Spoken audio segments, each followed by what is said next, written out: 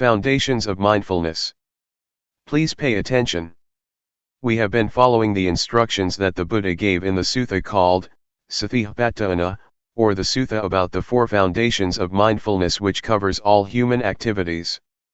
Human lives or human ways of conduct can be divided into 4, the realm of body, the realm of feeling, the realm of thought, and the realm of mind objects. There are a lot of details concerning these 4 aspects of a human being. Our bodies have experienced a lot of things, we have felt a lot of feelings, encountered various kinds of thoughts, and faced a lot of mind objects or mental impressions. No matter what happens to the body or to the physical form, with mindfulness we can understand the fundamental truth, or the fundamental nature that underlies the activities of the body. Mindfulness gives us insight into the nature of the body. The underlying nature, the fundamental law, that governs the physical realm is what we call, the 3 common characteristics, impermanence, unsatisfactoriness, and no self. Feelings are also subject to the 3 common characteristics. Every kind of feeling, whether it results from contact with the eyes, with the ears, with the nose, with the tongue, with body, or with mind, is subject to these 3 common characteristics. Ultimately, feelings have no self. We cannot take them to be a self or a person. If we do not understand the reality of feelings, we will be their slave. We will try to struggle for the pleasant feelings, we will try our best to protect whatever can give us pleasant feelings. A lot of people are busy possessing objects that provide them with pleasant feelings, but they will ultimately find that they cannot keep them all the time. They are subject to change, to vanish. The Buddha always stresses that a feeling is not self, it is not the person, it is not the individual, so do not take it to be a person or self. Worldly beings who do not practice cannot understand what the Buddha said, but we will be able to understand if we practice hard enough. During the past few days we have been here, we may not have attained this insight yet, but it is within our capacity to see, to understand, and to have insight into the nature of feelings. We should understand mind or mental formations too. Thoughts, or mental impressions, are very important because if we are not aware of our thoughts they will give rise to anger, hatred, and delusion. They will give rise to pleasure, pain, sorrow, happiness, and a lot of conventions. Law, rules, regulations, and all sorts of things will come into play and your thoughts will proliferate without end. Thus we should learn to understand the thinking process. Can we see thoughts? Can we know the thoughts that arise in our minds? Do we follow the thoughts or do we just know them, just be aware of them? Do we suffer because of thoughts or do they make us happy? Can we see how thoughts are not self? Are we able to see them as void or empty of self? If we understand and see the thoughts that arise in our minds, thoughts are no big deal. We will become their master. But if we do not know the thoughts in our minds, they will control our lives, they will be our masters. To practice mindfulness meditation, we start by cultivating awareness of our bodies. We start at this point and then we become aware of feelings. Once we are confident enough to be aware of body and feelings, we will then go to the next step of being aware of our thoughts. We cannot jump directly to awareness of our thoughts, because we need to be skillful enough or it will cause us trouble. Our mindfulness should be cultivated and it has to start from an awareness of the body and our feelings. Once our mindfulness is developed enough, we will proceed further to train ourselves to be aware of our minds. We have to know the former step thoroughly first. If we ignore the awareness of the body, and jump to the step of mental awareness, we will become easily lost in our thoughts. To handle our thoughts and mental impressions, we need to know their weak points. It is as thought we are going to handle a snake. Snakes are harmful, but the skillful person who knows their weak point can capture them without getting hurt. It is like handling an elephant. Elephants are very big and strong, much stronger than human beings, but if we know their weak point we can capture and harness them. Whatever strength it has, however powerful it is, it does not matter because we know how to handle it. The same goes for our relationship with our minds and our thoughts. We have to know the weak point of our thoughts, then we will understand and will be able to handle them. We should know what their source is and how they are conditioned. With this knowledge, thoughts will not be harmful anymore. Keep knowing your body and mind. Stay only with the knowing, and do not do other than this. Stay firmly with knowing, and knowingness will bring about a change to your mind. We need not do anything to the mind or even the thoughts, but just pay attention to our awareness, the knowingness. Luangpor Teean compared unintentional thoughts to a rat and mindfulness to a cat.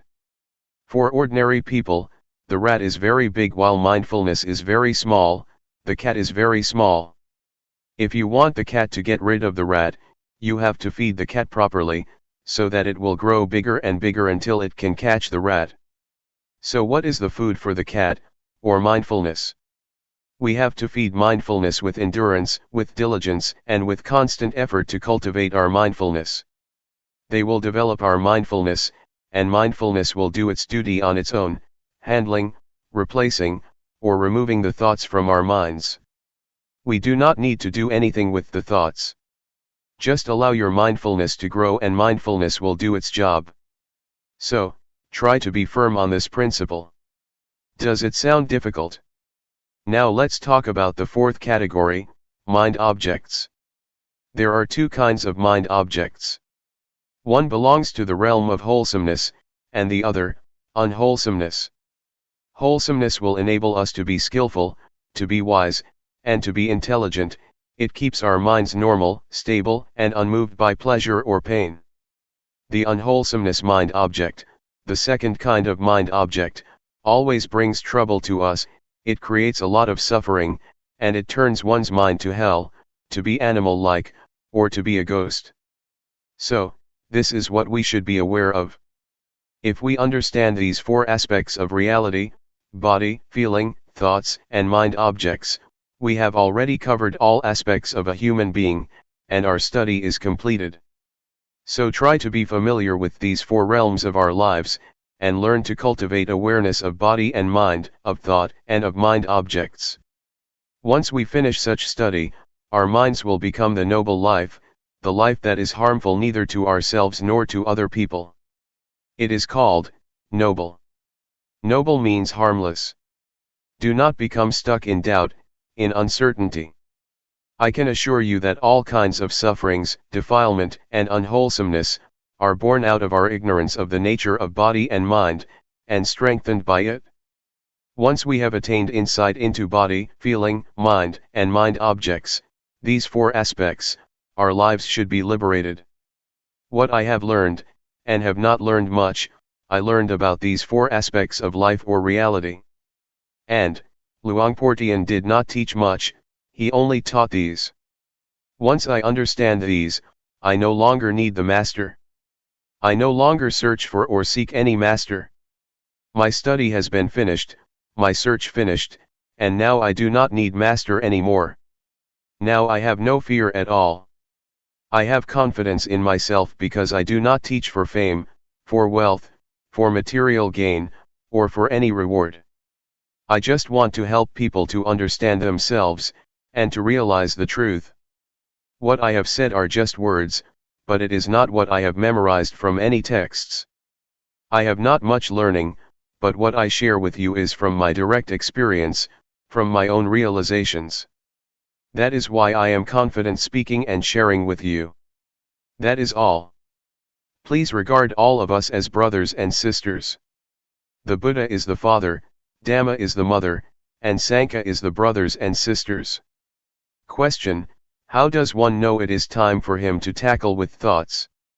Answer: you are ready to see the thoughts once you can know a thought, when a thought arises and you are aware of it, and you are not dragged by thoughts? If you are still being dragged by thoughts, leave them behind and just pay attention to body and feeling. It is like learning a language. In the beginning, we have to learn from a teacher, and the teacher has to start from A, B, C, D.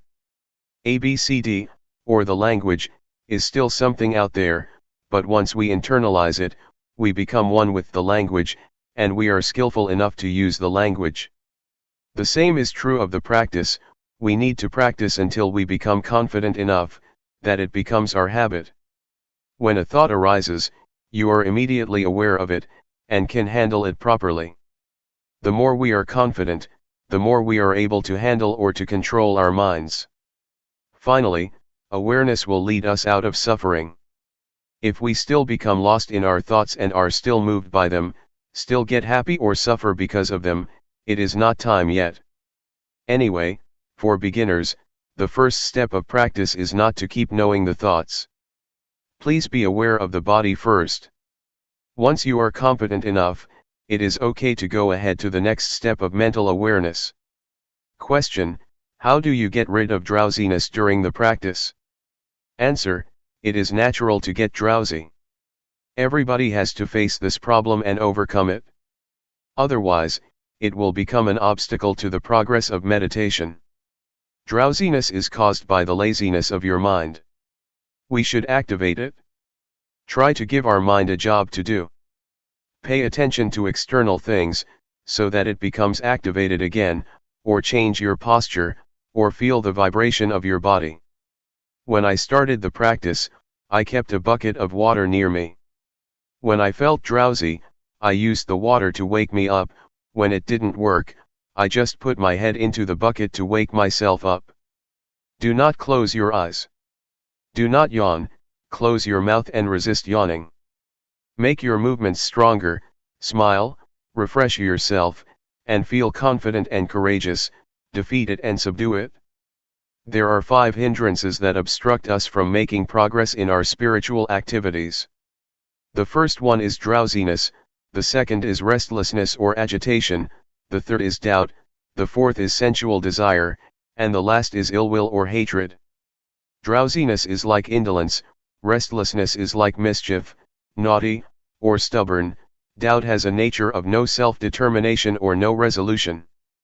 These are the 3 dominant qualities of the mind during our progress. What the Buddha said is already in ourselves. He taught our reality. Question: on the conventional level, we have a saying, follow your heart, not your mind. Answer: it is the wholesomeness in our mind and in our hearts that tell us what we should do. We should transform anger to compassion, suffering to happiness, and agitation to peacefulness. It is wisdom that tells us what to do. If we know this is good or this is bad, if we know this is harmful or this is not, we do what is good and unharmful. I do not know whether you call it heart or mind. Just follow it. Question: just follow it and act on it? So it will not create any cause and effect? Answer: oh, sure, if it is a good cause, if one is mindful, if it is not harmful to oneself and others, it is a good karma. If it is harmful to oneself and to others, that is a bad karma, a bad deed. Question: should we just follow the middle path, if we are not sure whether it is a good cause or not? Just sort of ignore it and not act upon it? Answer: don't worry whether it is from mind or from heart. If you know it is harmful, avoid it. If it is good, act on it. We do not know, and we do not have such an expression in Thai, at least not one that is popular among the Buddhist monks. We often follow the heart and create a lot of problems. It is a different cultural orientation. Question: how does mindfulness work? Answer: you will realize it after you see it very often. You will realize, oh, it is like this. It is a matter of how frequently you see it. Avoid thinking, analyzing, or reasoning. Watch your body until your mindfulness is developed enough, and your mindfulness will be like a fire alarm, a smoke detector. The smoke detector never watches or keeps looking for smoke, but once it detects even a small amount of smoke, the alarm goes off. Mindfulness is like that. You will be aware of even a small portion of thought that arises automatically, without intention. So allow mindfulness to work on its own, do not order it or command it. Mindfulness works like that. Question: can you comment on psychic power, miracle, or New Age? Answer: if it happens and you become attached to it, there is the problem, but if you just see it and let it go, or if you are just aware of it, that is good. But normally people are attached to it. They want something special, but psychic power is not the real miracle. The real miracle, according to the Buddha, is the ability to be aware. When you sit and know that you are sitting, that is the supreme miracle according to the Buddha. Psychic power is the result of concentration, not awareness. If you have strong concentration, then your mind becomes powerful. Monks or people who practice mindfulness meditation seldom attain this power, but it is a shortcut to enlightenment, because you are unlikely to be distracted by psychic power, so you go ahead. Otherwise, you see flowers, you see shopping centers, you make visits, and then progress is delayed, but the delay is enjoyable. As for New Age, do not pay attention to things out there. They are just technology. If you enjoy technology, such as computers, it may seem like progress to you and you may enjoy spending whole day with the computer. You are better in terms of power over technology, but you are not any wiser than other people. Technomania, the same mentality for those who are interested in psychic power in Buddhism, leads to suffering. June 13, 1997. Lifetime practice. We have already studied the sacred Buddhist texts, especially the text on the four foundations of mindfulness. We practice through our experience, which is in reality the sacred text that is already in ourselves. With our practice, we have investigated into the text which is the experience in ourselves. We have investigated or trained ourselves to be aware of body, feeling, mind, or thoughts, and mind objects, the key points in this sacred Buddhist text. How can we see them? We see these four phenomena through mindfulness. With mindfulness, we are able to understand the reality of these four aspects. We have to cultivate mindfulness or awareness in order to see these four aspects of reality, otherwise, we cannot have understanding. We cannot know body, feeling, thoughts, and mind objects with intellect, nor through reasoning or analytical mind. The only way is to realize, to experience ourselves, then the realization will arise. We have explored the realms of the body, feelings, mind, and mind objects. In fact, there are many details in the realms of body, feeling, thoughts, and mind objects. The more we practice, the more we experience the reality of these four realms, the more we are familiar with the sacred Buddhist text. Keep trying. Keep practicing, so that you will be familiar with awareness, and gain an understanding of the nature of body and mind, of the condition of body, and of the activities of body and mind. You will achieve insight into body and mind, and will have a thorough understanding of body and mind. If you reach that point, you will have already finished the study of this text, this sutra, and you will be able to handle feelings properly. Feelings are everywhere, but I would like you to be stable like stones. Stones are here, stones are there, stones are everywhere, in Thailand, and in America. Stones are the symbol of stability, of constancy, of normality. So, if you handle feelings properly, and know not to be moved by whatever feeling it may be, or whatever feeling you may experience, your mind will be normal and constant, not getting high or low because of feelings, pleasant or unpleasant. If we do not know the nature of feelings clearly, we are going to be their servants. We will run after feelings, struggles for pleasant feelings and run away from unpleasant ones. Feelings, especially pleasant feelings, can lead to war. They bring a lot of consequences. Our lives will be dependent on pursuing pleasant feelings. That is why suffering arises. So, please understand feelings properly. Everyone has body and mind, and we have to stay with body and mind. We also all share the same feelings and mental impressions. They are present in all of us. If we understand body, mind, feelings, mental impressions, and mind objects, we will understand each other, we will realize that everybody is one, the same. So this sacred text can be applied universally. The Buddha has already laid out the formula to understand human beings, to understand ourselves. So, please try to learn the sutra, this text, through our practice in cultivating awareness and mindfulness. If we know this reality thoroughly, completely, our search for the meaning of life is complete.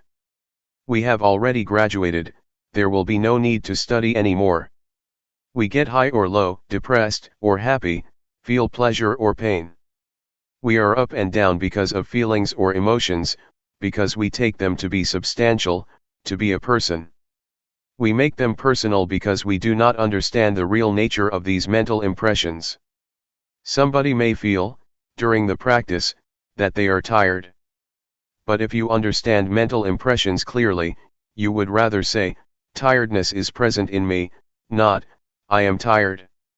We do not take tiredness to be ourselves or to be a person. So please develop an observer in your mind, within yourself. Just see the feeling, acknowledge it, notice it, don't identify with it, and you will learn how to be free of it. So, keep looking into yourself, keep observing, keep seeing, and you will be free, will see, will understand its real nature. If you see it frequently, the truth of body and mind will reveal itself for us to see. Actually, the truth reveals itself at every moment, but since we do not know how to see it, we miss it.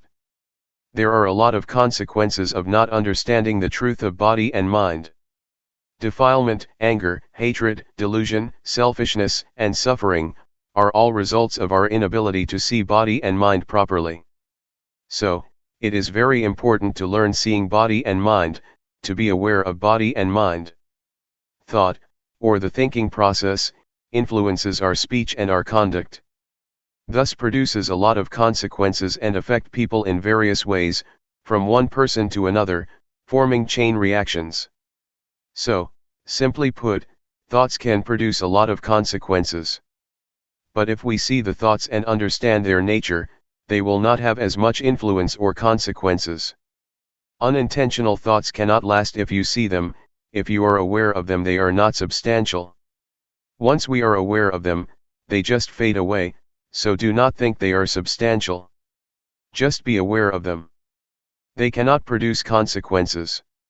A thought has no end, it is always concocting reality. If we do not know the way of the thought it will start another one and another, without end. There is a story of a dog in a monastery. Sitting under the staircase, the dog saw a monk returning from the alms round with food. It thought the monk very lucky because he could get food easily. After finishing his breakfast, the monk gave the leftovers to the dog.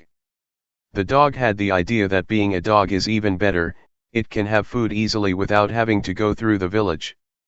But after a while, a monastery boy beat the dog and the dog changed its mind, I would like to be the boy because he can beat the dog, he is superior to the dog. After the boy went to sleep, a fly buzzed over him, and the boy made a fuss trying to get rid of the fly without success. So, the dog thought being a fly would be better because he could disturb the boy, and the boy would not be able to get rid of it. A while later, though, the fly flew to the dog's mouth, so the dog just stretched his tongue out and caught the fly. He finally realized that to be a dog is better because he could overcome the fly. This is the concocting mind, the power of compounded thinking without end. We change our minds all the time. In a thought itself, there is truth, the truth of the thought, the cause of suffering as well as the cause of happiness, the truth of the way, the suffering and the way out of suffering, the truth of attachment and the truth of detachment. Thought is not a self, it is subject to condition. You have to understand that thoughts are created by conditional factors. They cannot exist alone. So we have to understand the conditions that produce the thoughts. All kinds of truths about suffering and the cessation of suffering can be learned, can be known within the truth itself. Truth is not a self. It is a condition. You have to understand. The Buddha said to Sariputta, that things and existence are produced by causes. They are governed by the law of causality. If you want to extinguish this, you have to get rid of that, because that is the cause of this. This is the law of causality, the law of dependent origination. So, if thoughts are subject to this law, they have causes and sources. If we want to get rid of an undesirable thought, we need not suppress it or eliminate it, but we should trace it back to where it came from, and then deal with it. Buddha achieved victory because he knew how to deal with the cause of suffering. So, to understand the underlying cause of thoughts, we need to develop awareness. Our awareness should be totally developed, full awareness. The way that the Buddha mentioned in many sermons, including the first sermon, was formalized and laid out in the text of the Four Foundations of Mindfulness. The way that he mentioned is important. If you follow that way, you will learn how to realize the truth properly. The nature of all existence is subject to impermanence, unsatisfactoriness, and no self. If you do not understand this, you will get high in pleasant feelings, and get low in unpleasant feelings. Life cannot always be pleasant, you will sometimes suffer. Our minds are moved up and down. But if we know all objects, all feelings, and do not take them to be substantial, do not identify ourselves with them, they can neither harm us nor disturb our minds. This is what I would like to stress. The retreat is not over as long as we have breath or are alive. We need to practice as long as body and mind exist with us. As long as we still have feelings and emotions, we need to continue our practice. To give you an idea that we are not alone, anything happens to us, noise, voice, people, sight and sound, taste and smell, from surroundings, have involved our lives. We have to learn to deal with all sorts of things properly, so that we will not suffer. June 14, 1997. Buddhist meditation in a nutshell. I would like to talk about the problems of meditation. They are problems that we all share: drowsiness, pain, tiredness, and exhaustion. These problems are quite normal for the practitioner. We have all experienced the same kind of problems. The only duty we have is to be mindful in every moment and in every situation. Whether you are drowsy, tired, or feel pain, try to be mindful in that situation, meaning you are not disturbed by these problems. Do not regard them as obstacles, but take them as experiences that enrich your practice. Because skillful practitioners have to learn how to deal with various kinds of experiences. Do not try to find answers in the intellect or in your brain, or try to investigate into the thoughts, or make reasons for what you have experienced. Just feel. Just stay aware. The practice of awareness will bring you insight or wisdom. It is the wisdom that is not the result of intellect or rationalization, but of repeated practice. This kind of wisdom enables you to understand the nature of reality. And the practitioner who concentrates on this kind of practice, will obtain wisdom in return. This is what we call wisdom resulting from practice, not from intellect or from memorization. There are 4 kinds of objects that you should be aware of. The first is the body. The second is the feeling or sensation: coldness, heat, happiness, suffering. These are all in the realm of sensation. The third is thoughts, and the 4th kind of object is what we call mind objects. Mind objects mean the states of the mind or mental qualities. They include 5 hindrances: sensual desire, ill will, sloth, anxiety and doubt, and 7 factors of enlightenment: mindfulness, truth investigation, effort, zest, calmness, concentration and equanimity. Be it a wholesome or unwholesome object, just be aware of it. So train yourself to be aware of these 4 objects over and over. If you are not mindful, the body will bring you suffering and a lot of problems, feelings will create a lot of problems for you, as will thoughts and mind objects. So, it is crucial for us to be mindful with respect to body, feelings, mind, and the mind object. And this will give you insight. The more you are aware, the closer you are to insight. That is why we call this practice insight meditation, the meditation that brings you insight. The first level of the enlightened one is called Sotapanna. It means one who has entered the stream of enlightenment. The first level of the enlightened one is one who is free from or lets go of the first three fetters. The first one is a false view of person or false view of self. It means the view that this body belongs to me. This body is me, this body is myself. You take this body as me or mine, or take me as being in the body, or take body as being in myself. You take this body as substantial.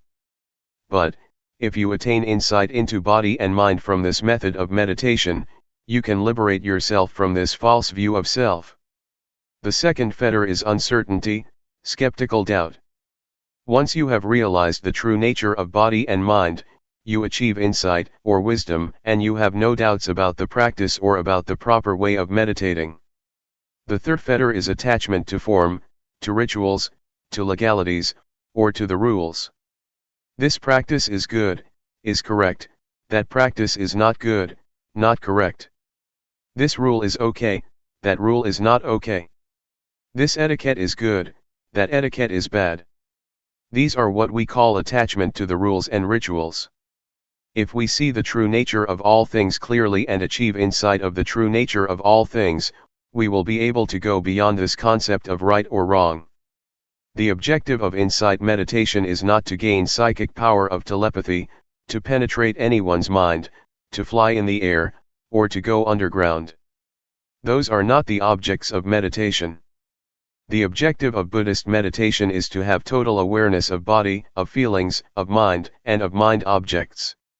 Such awareness will give rise to insight. The first step of insight is the insight into body and mind. With this insight you know without doubt what body is, what mind is, what the nature of body is, what the nature of mind is, what the disease of body is, what the disease of mind is, what causes suffering to the body, what causes suffering to the mind. This is the insight into body and mind. And once you achieve this insight, your practice will go on to the next step of the practice, learning to be aware of thoughts. In the beginning, as I suggested a few days ago, you should just be aware of your body. Do not mind your thoughts.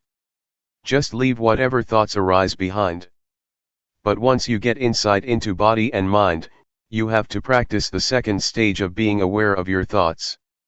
Yet, to be aware of your thoughts does not mean that you have to investigate them. Just see them, register them, and then turn your attention to the practice of body movement. Do not bargain or negotiate with your thoughts, not try to find the motive or reason behind them, do not ask yourself why you have such thoughts, why your thoughts are unwholesome. Not at all. Just be aware of them and come back to the practice. From this second step of practice, another kind of insight will take place. With this insight, you can go straight. The truth will reveal itself and you will see things clearly without using analytical thinking. You just see it and understand it. So, it is as if you go straight without interruption. Once you achieve a certain kind of insight, you will be able to look back and see what you have already passed. I would compare it with my walk here from the pond. I just go straight from the pond to this hall, and when I turn back I can clearly see everything that I have passed. This is the state of the mind that gets you insight. Is it difficult to understand? This practice, which develops mindfulness, is the practice that includes all kinds of training. In Buddhism we have three kinds of training. We call it threefold training: training in higher morality, training in higher concentration, training in higher wisdom. With this practice you will go through the threefold training because with mindfulness you observe morality, mindfulness also gives rise to concentration, and later wisdom arises from the practice. Once you achieve the insight that I mentioned, you will have no doubts about evil or goodness, and you will have no doubt about religion, what Buddhism is. You will have no doubts because it is clear to you, and there is no need to ask yourself what you have achieved. It is as if you take breakfast or lunch. Once you are full, you know you are full. You do not need more food. It is a realization nobody needs to confirm for you. You can confirm it for yourself. It is all right or good for you to experience drowsiness, frustration, and anxiety, because they help you learn. They come for you to see them, and the more you see them the more you will understand, just as the more often I see you the more I know you. I cannot mistake anybody for you. Once these mental qualities appear to you, do not be lost in them. Try to see them, do not identify with them, but see them, observe them. And the more you see them, the less likely they are to disturb you. They will gradually fade away. July 8, 1997. Insight Meditation. It's time to give a talk to complement your practice. We are practicing meditation to develop mindfulness, according to the system that the Buddha developed. This system of practice was not invented by Luangpor Teean or by anybody else, but was developed thousands of years ago by the Buddha. It is called insight meditation or Vipassana meditation. It is different from the calmness meditation, that was developed even before the time of the Buddha. The primary aim is to develop insight through mindfulness. The mindfulness that we experience or have already developed, is the same mindfulness that the Buddha experienced. And the body that we are going to be aware of, is not different from the one that the Buddha used as an object of meditation. The feelings or the sensations that we need to be aware of are also the same that the Buddha meditated on. And all the hindrances that we encounter, be it anxiety, uncertainty, indolence, anger or sensual desire, are also the same that the Buddha faced and overcame. So, what we do is not far from what the Buddha did or experienced. There are two objects that we have to be aware of, body and mind. That which moves is body. The hand's movement is the body's movement. That which receives sense impressions or that which think is the mind. The primary objective is to enable us to be aware of the body in the beginning. This practice enables us to be aware of every moment, every movement we make, either in our daily lives or in the formal practice as we are doing now. Sometimes we take this body as mine. We take our thoughts to be my thoughts, to be myself, or to belong to myself. These are misperceptions, or false views. We should take the body as body, mind as the mind, and nothing beyond that. The body follows the laws of nature. It has its own nature. The body is also subject to change. It has feelings. Do not take feelings or physical sensations as self or as substantial. They are just the condition of the body, just the feeling of the body. The same applies to the mind. There are many kinds of mental states: anger, drowsiness, anxiety, happiness, suffering, etc. These are not the real nature of the mind. They are just the activities of the mind or the conditions of the mind. The nature of the mind itself is peaceful and radiant. Again, do not take the negative emotions as the nature of mind. They are just the conditions of the mind. Please differentiate between these two aspects, nature and conditions or activities.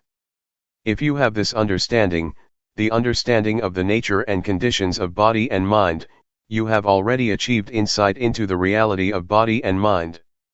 When we develop mindfulness, it enables us to see and to be aware of body as body, feeling as feeling, mind as mind, and do not take them to be selves, to be ourselves, to be me, or to be mine. When anger, anxiety, or suffering arises, please see them as they really are. Recognize that suffering is present in me, but I am not suffering. Anger is present in me, but I am not angry. Drowsiness arises in me, but I am not drowsy. Try to see or to be aware like this. Do not take any emotion as yourself or belonging to you. Just take it or see it as it is. That is the proper attitude to have. When you practice mindfulness to a certain point, you will have this insight into body and mind, and the truth of body and mind will reveal itself. What is the nature of body? What is the nature of mind? What is the suffering of body? What is the suffering of mind? What is the cause of physical suffering? What is the cause of mental suffering? These are the truths that will reveal themselves when you attain a certain level of insight, and these will reduce your suffering. You have to look. You have to be aware. Then, insight will occur. If you are lost in thoughts or emotions, you cannot see, cannot understand the nature of mind. If you take this body as self or as belonging to you, you will not be able to understand the real nature of your body. So please keep knowing, and being aware of whatever happens to your mind and body. Do not identify yourself with thoughts, feelings, or emotions. Just see them. When you are aware, you will realize that the mind is impermanent, it is subject to suffering, and it is not self. The same goes for the body. The body is impermanent, it is subject to suffering, and it is not self. These are the insights, the results of awareness. Can you understand? The noise disturbs us, but sound is just sound. Do not bother with it. Don't be disturbed by noise. Just accept it. That's the way it is. Do not let it have an effect on you. The state of awareness is very important. It is the path. It is the fundamental of holy life. It is the whole of the training. In Buddhism we have three aspects of training, or threefold training: training in higher morality, sila; training in higher concentration, samadhi; training in higher wisdom, panya. If you practice mindfulness, you have already undergone this threefold training. Awareness enables you to be free from thoughts, free from mental states. It enables you to let go of these elements. And if you achieve the full awareness, you will be free from birth, aging, sickness, and death. You will no longer be disturbed by them. Mindfulness is the instrument to get rid of attachment, to let go of attachment, attachment to body or form, attachment to feelings, attachment to perceptions, attachment to mental volition, or attachment to consciousness. These 5 kinds of attachment, or attachment of 5 aggregates, will be dissolved by the power of awareness. The Buddha once said that attachment to the 5 aggregates, form, feeling, perception, mental volition, and consciousness, is suffering. It is the cause of suffering. So if you are able to let go of the attachment to the 5 aggregates, suffering cannot exist. That's why the Buddha calls it the supreme victory, the victory of letting go of these attachments. For this to be possible, you need to have full awareness, total mindfulness, which will enable you to see the way things really are, and to understand the nature and the conditions of things. The nature of things is impermanent, unsatisfactory, and no self. The conditions of things are subject to change. Pleasant, unpleasant, agreeable, disagreeable, content or discontent, these are the conditions of things that keep changing. They are not reality. What I told you is the truth, the Dhamma, it is not a fiction or an invention. And this state of insight is not beyond your reach.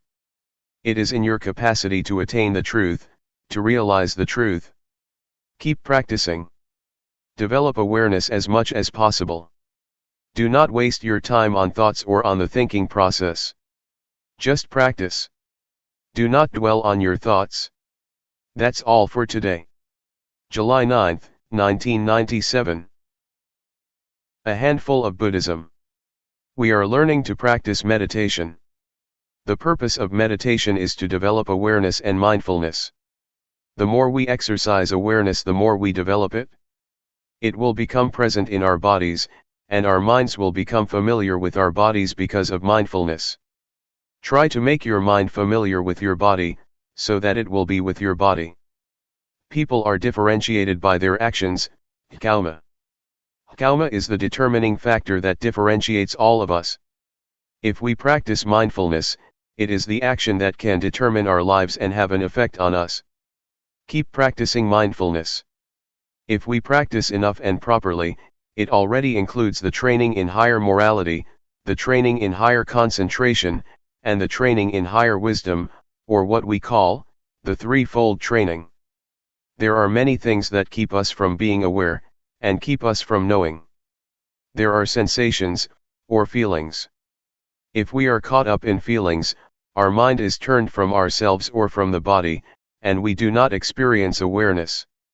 Unintentional thoughts also keep us from being aware. Be they good thoughts or bad thoughts, if we are distracted by them, awareness disappears and we cannot create the desirable karma of practicing awareness. So try to turn your mind away from those feelings and thoughts. Do not become distracted or disturbed by them. If you become aware and keep knowing your body, you will realize later that the unintentional thoughts are like the garbage. They are undesirable and we are no longer tempted by them as before. We do not refuse or reject feelings or thoughts, but we are not to be caught up in any of them. Mindfulness enables us to be aware of these feelings and thoughts, and mindfulness enables us to bring the mind back to the body's movement. We keep knowing, keep being aware, and keep returning our attention to our bodies, rather than being lost in our feelings, emotions, or thoughts. These will give rise to insight. We will see clearly that the unintentional thoughts are garbage that cannot trick us anymore. Formerly we may have enjoyed thinking the thoughts, falling into them, getting caught up in them. But once we see them as garbage, we feel ashamed of ourselves, and we no longer want to bother with them. This is the insight that you can achieve from thoughts themselves. They give you this lesson. When thoughts arise, just be aware of them. And I myself, as I told you yesterday, have been caught up in thoughts for many years, never aware of how they determined my life. But one day I was suddenly aware, I suddenly understood. I suddenly bumped into a thought, saw it face to face, and finally overcame it. My thoughts could not tempt me or trick me anymore. This was the decisive victory. Before that, I was the slave of my thoughts which concocted greed, hatred, and delusion. With thoughts, greed, hatred, and delusion arise. A lot of thoughts become the consequence of those defilements. Once I understood and saw the thought clearly, I became its master. The thoughts cannot be my master anymore. This is the insight, the result of accumulated awareness. The four categories, body, feelings, mind or thoughts, and mind objects, keep coming into our lives. We experience all of them. During practice, they keep coming, keep arising, and keep disturbing our minds. We do not know how to deal with them because we do not have enough mindfulness. But if our mindfulness is strong enough, they just come for us to learn and see their nature clearly, to see that they are temporary states of mind. There are two kinds of nature, the nature of body and mind, and the conditional state of body and mind. These are the two aspects of body and mind that we can realize, that we can understand. Later we can see where thoughts come from. Where are they? What is their source or origin? What is their stronghold? We can know it all. We will also be able to know the three characteristics, impermanence, unsatisfactoriness, and no self. We will know what they are, and we see everything in terms of them. This insight is possible because of the mindfulness that we keep developing. Everything that we experience can be put into two realms, body and mind. It is all related to these two realms, body and mind, and no more than that. When we are aware of the body and mind, we can see the two aspects that I mentioned earlier, the true nature of body and mind, and the conditional or the temporary state of body and mind. For example, feelings, whatever they are, heat or cold, pleasure or pain, happiness or suffering, these are not the true nature of body and mind. They are just the temporary states or conditions that keep changing. This reality or insight will reveal itself. These are the insights that keep coming to the mind. Be attentive to your practice. Do not bother with the practice of other people, looking to see how they practice, or how long they practice, or how well they practice. Don't worry about whether you yourself are practicing rightly or wrongly. Just keep knowing. Just maintain awareness. Just stay mindful. All your problems will be solved on their own. After you have progressed to a certain extent, you will find that many problems just disappear on their own, like drowsiness or scattered thoughts, etc. Mindfulness is the only fundamental of the practice. Just stay firm with mindfulness or awareness. There is no more than that. With mindfulness, the factors in codependent origination can come to their end. When you have contact with the world and have feelings, they will not produce defilement or any consequences. They just stop there if you have mindfulness. But if you do not have mindfulness, they will produce other factors. So just let the progress of codependent origination stop at the stage of feeling, and there will be nothing more. Once insight into body and mind arises, delusions appear, and the truth will reveal itself. After you have insight into body and mind, another insight will result, the understanding of conventional reality and the ultimate truth. With that, greed, hatred and delusion are reduced. You achieve insight into the three common characteristics of impermanence, unsatisfactoriness, and no self. Again, this will reduce greed, hatred, and delusion dramatically. These are the results of the practice. They are the insights that will occur on their own. That's why I always say that the practice of mindfulness is the perfect formula of meditation. It is perfect in every step, every stage of the practice. There is no more than that. All virtues, all teachings are included in the practice of mindfulness. Be it training in higher morality, training in higher concentration, training in higher wisdom, compassion, loving kindness, generosity, endurance, etc. These are all virtues that you have already practiced through mindfulness meditation. In fact, the key teachings or the key virtues, according to Buddhism, are just a few, just a handful. July 11, 1997. Letting go. What we are doing now is following our Master, the Supreme Master, the Buddha, who developed this meditation a long time ago. He used his body and mind as the text or scripture for studying the Dhamma through cultivating awareness of the body and mind. Apart from the body, we should also be aware of feelings, thoughts, and mind objects. Mind and body are like a sutra that covers a lot of subjects, a lot of knowledge that we should know. We are able to learn about heaven, hell, happiness, suffering, morality, concentration, and wisdom, from our body and mind through awareness cultivation. The causes of disturbances and problems in this world are in the realm of body and mind. On the other hand, the cause of peacefulness and happiness can also be found in the realm of body and mind. I need not explain more about this, but I would like to talk about the practice. The practice can be done by cultivating awareness of the body. Please try whatever techniques that can be used for awareness cultivation. Actually, what Luangpor Teean taught is very up to date, never obsolete, very modernized, and suitable for the modern age. This method is a universal one because everybody has body and mind. All of us have the same properties, regardless of nationality, language, race, gender, etc. We all have the same properties of body and mind. Just try to breathe in and breathe out with awareness.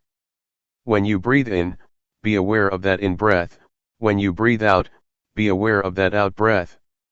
And we will become one. Breathe in and breathe out. Let's try breathing in and breathing out. If we have awareness, all of us will become one. Otherwise, we are different people, behaving differently in our own way. Awareness, mindfulness, or the breath, are all things we already have, so they are not difficult to practice. The awareness of breath and the awareness of the body's movement are the same. So how can we achieve awareness? Nothing can keep us from cultivating awareness. The only factor is ourselves. If we practice, awareness can be developed, it depends on us.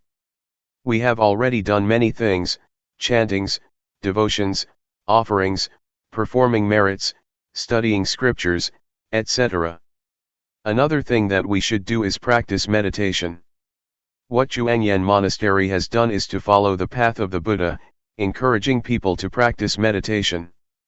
Although not many people are interested, it is a good activity. Other Buddhist practices such as offering food to the monks, offering materials to the temples, observing the precepts, or studying the texts, are not lacking in society. What we lack is awareness. We have problems regarding the body and mind. We suffer because of body and mind. Greed, hatred, and delusion arise because we do not know how to deal with body and mind properly.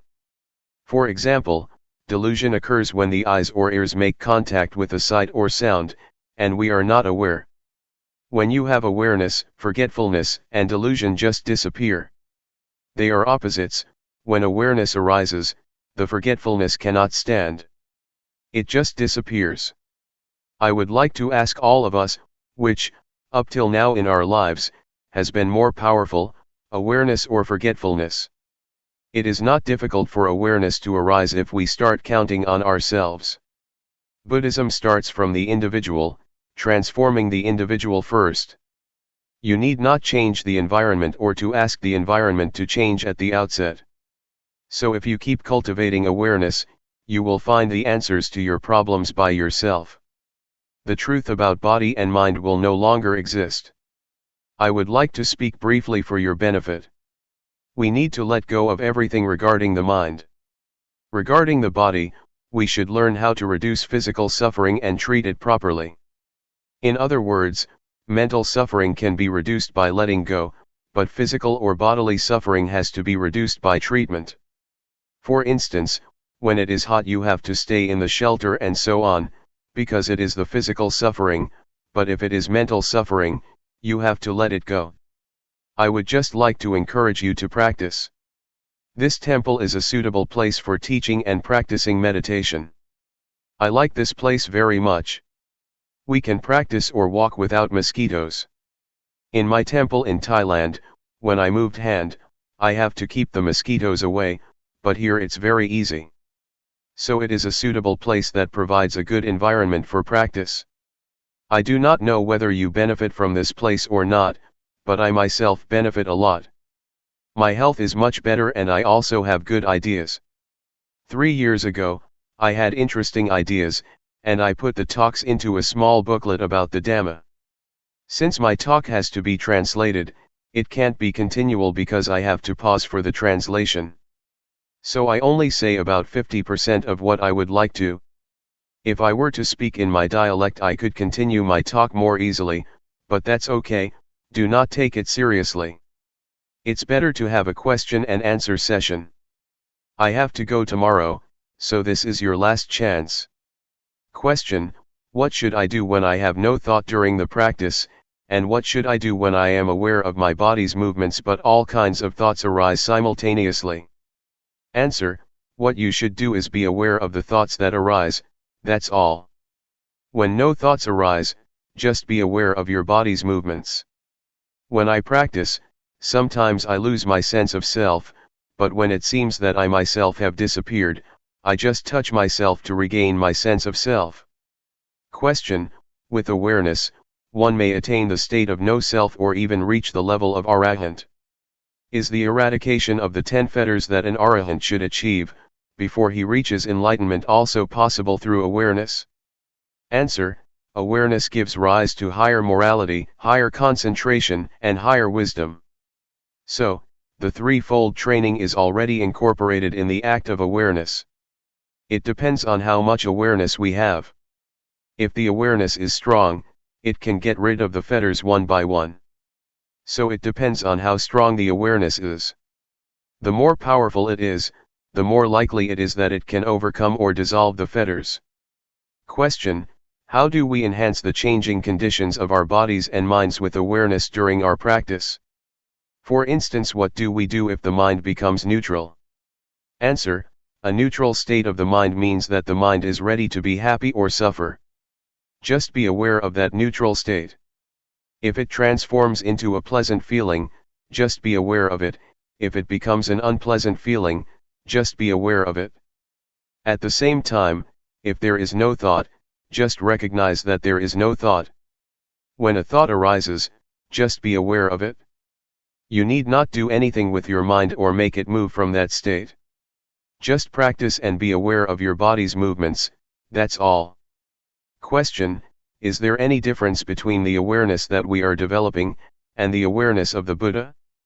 Answer: they are the same.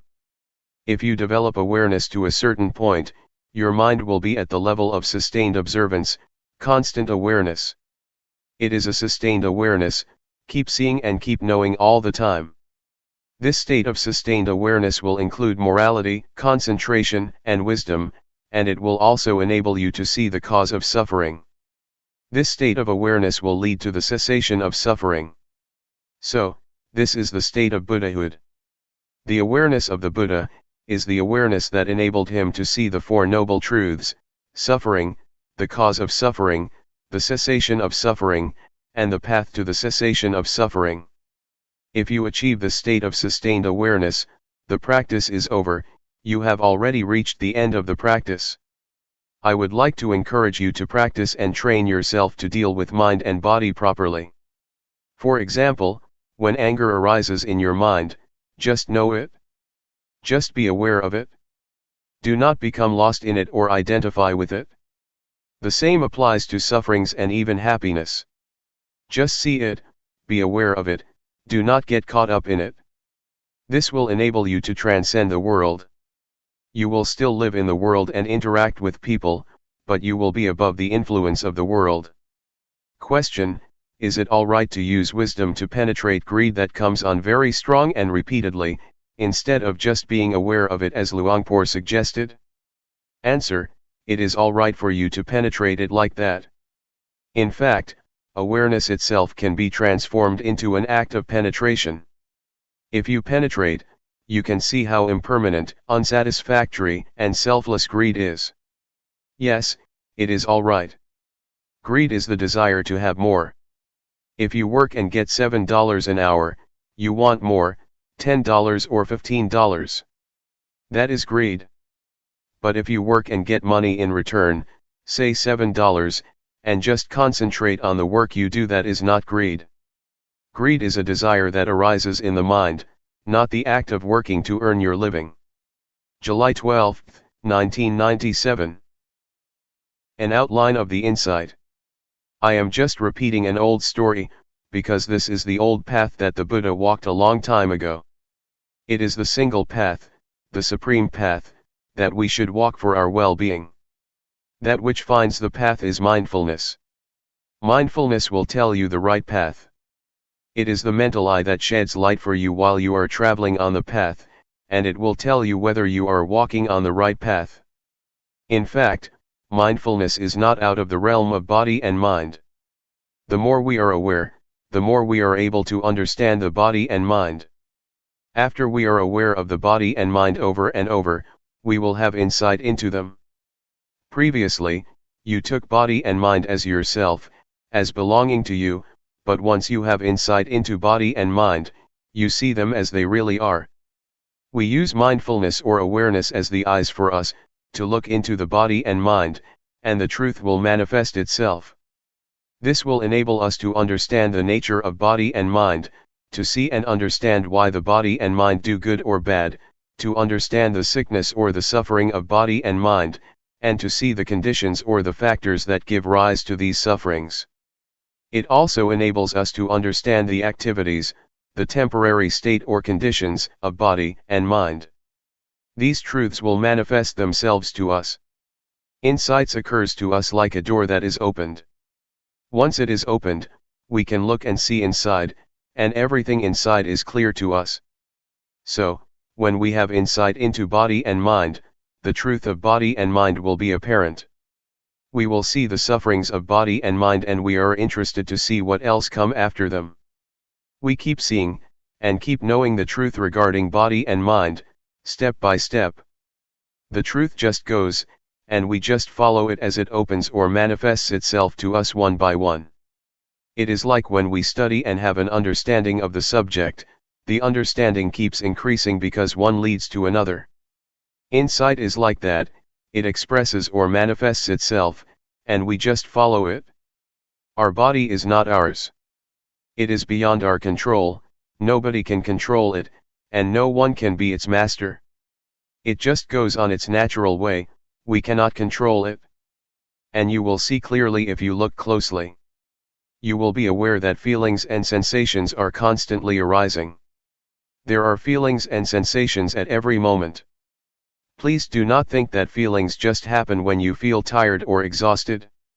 They occur all the time and happen every moment. They arise and cease, continually. The continuity of sensation is like a flow. In fact, we have already suffered enough from this continuity. Moreover, we still bring other sufferings into our minds. We suffer when we are subject to old age, sickness, or death, when we experience the undesirable, when we depart from the desirable or beloved ones, or when we cannot fulfill our wishes or cannot reach our expectation. These are all conditions of life that we grasp because of our ignorance, which gives rise to more suffering. But once we know the truth, the reality, these phenomena cannot affect us. Once we know, we just let go. The knowledge which results from meditation is not just knowledge because it also transforms our lives. When we look into it, we realize the truth that is inherent in body and mind. And it just manifests itself. When the truth of body and mind is realized, our minds are transformed and our perceptions changed. When you see suffering, it manifests its reality, its nature.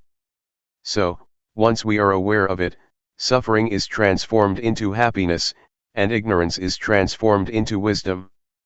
Furthermore, we will understand the truth of goodness and religion. What is religion? What is the teaching? What is the truth? These are the insights we will have at this stage of practice. The insight that I mentioned is the first stage of insight, called insight into body and mind, or reality regarding body and mind. We will know once we have such insight. Luangpor Teean suggests that after we achieve such insight, we go a step further. In this step, we speed up our practice, moving our hand more quickly or walking faster. At this time, since we already have mindfulness, we don't need to create it. It is already in us. This time you use mindfulness to look into your body, your mind, your thoughts, and your emotions. This is what we call the stage of mental practice, that is, we emphasize looking at our thoughts. And this state of mental observation is the state that keeps our mind calm, because once we see the thoughts we are not shaken, disturbed, or annoyed by them. We just stay in the state of purity, or pure mind, because our minds are constant and not disturbed by any thoughts. We call this stage, since the mind is normal, the state of sila, morality, the perfection of sila, because sila in Pali means constant, or normal. Since our mind is not disturbed, shaken, or moved by any thoughts, it is called concentration. And since the insight enables us to see what is right and what is wrong, this is wisdom. At this stage we have achieved the threefold training. And this threefold training can eradicate defilement. If the mind is calm, it is like still water. It's good. If the mind is shaken or disturbed by thoughts, it's comparable to rippling water. Calmness and irritation are both states of mind. The water is not the waves are not the water. A wave is just the condition or a temporary state of the water, not its real nature. The same applies to mind. Anger is not mind. It's just a condition of mind, a temporary state. Some people mistake anger as mind or take anger as self. Once anger arises, these people become lost in their thoughts, saying to themselves, "If I can express my anger, I would not regret it even if I have to die." They become lost in the anger, taking it to be self. During your practice, you may experience drowsiness or sometimes have no thoughts at all. These are just temporary states of mind that arise and then disappear, passing through our minds and then fading away. If we stay aware and keep looking, keep being aware of our thoughts, we will see that these are just temporary states of mind, and we will be able to differentiate between objects and their temporary states. When we hear the noise of a drum, or the noise of a machine, these are objects. But when they disturb our minds, such disturbance is a temporary state of mind or mental condition. So just keep practicing awareness, and it will enable you to see the nature of objects, and the reality of the temporary states of things, of objects, of body and mind. In fact, there are more details than that, but I just want to give you a sketch or outline of the insight that will occur in this second stage of the practice. Those who achieve this stage may experience joy, bliss, or rapture, since one is single-minded. I just want you to understand this stage so you won't be careless. One monk, after being absorbed in the bliss of this stage, thought that he would not be attacked by the snakes in the forest. So he just walked to his cottage in the forest at night without using torchlight, because he believed that the cobras numerous in his temple would not bite him. He was wrong. Do not be lost in that pleasant feeling or quality. In this second stage of insight, as I told you, you will be able to see and understand conventional reality or conventional truth, objects, and the temporary state of objects. The objects that I mentioned are both internal and external. The internal objects are the eyes, ears, tongue, nose, body, and mind. The external objects are signs or forms, noise or sound, taste, odor, touch, and mind objects. You will understand that whatever happens to these objects are just their temporary states, not their real nature. So, once you know that, you will have an understanding of reality. Whatever happens to you, insight, or the truth, will tell you what to do. Whatever obstacles or difficulties you may experience in your life or in your mind, even if they are hindrances or negative feelings in your mind, the insight into body and mind will rush to help you, and you will get over them, overcoming them easily. You will go straight through them. The second stage of insight, the differentiation between objects and the temporary states of objects, will rush to help you. The insight into the three common characteristics of impermanence, unsatisfactoriness, and no self, will also accompany you and come to your rescue. That's how you can go through your problems without many difficulties. Awareness enables us to see good and bad, to see happiness and suffering, to see calmness and drowsiness. Once you see it, just see it. Do not get into it or identify with it. I would like to put awareness into a nutshell and give it to all of you, so that you can apply it to your daily lives. Awareness itself is enough. It is the essence or the heart of the practice, and it will enable you to be born of the Dhamma, to be born of the truth. You can be a monk on your own. In our chanting, there is a word in Pali, Saddhammasho. Saddhammasho means that the monks, or the Sangha, are born of the Dhamma, of the realization of the truth. So, if you have realized the truth and your life is born of the truth, you are already a monk or a part of the Sangha, the noble community. Awareness is the only fundamental for the practice that we can rely upon. In the beginning, we start our practice with mindfulness. In the middle or in the process, we depend on mindfulness or awareness.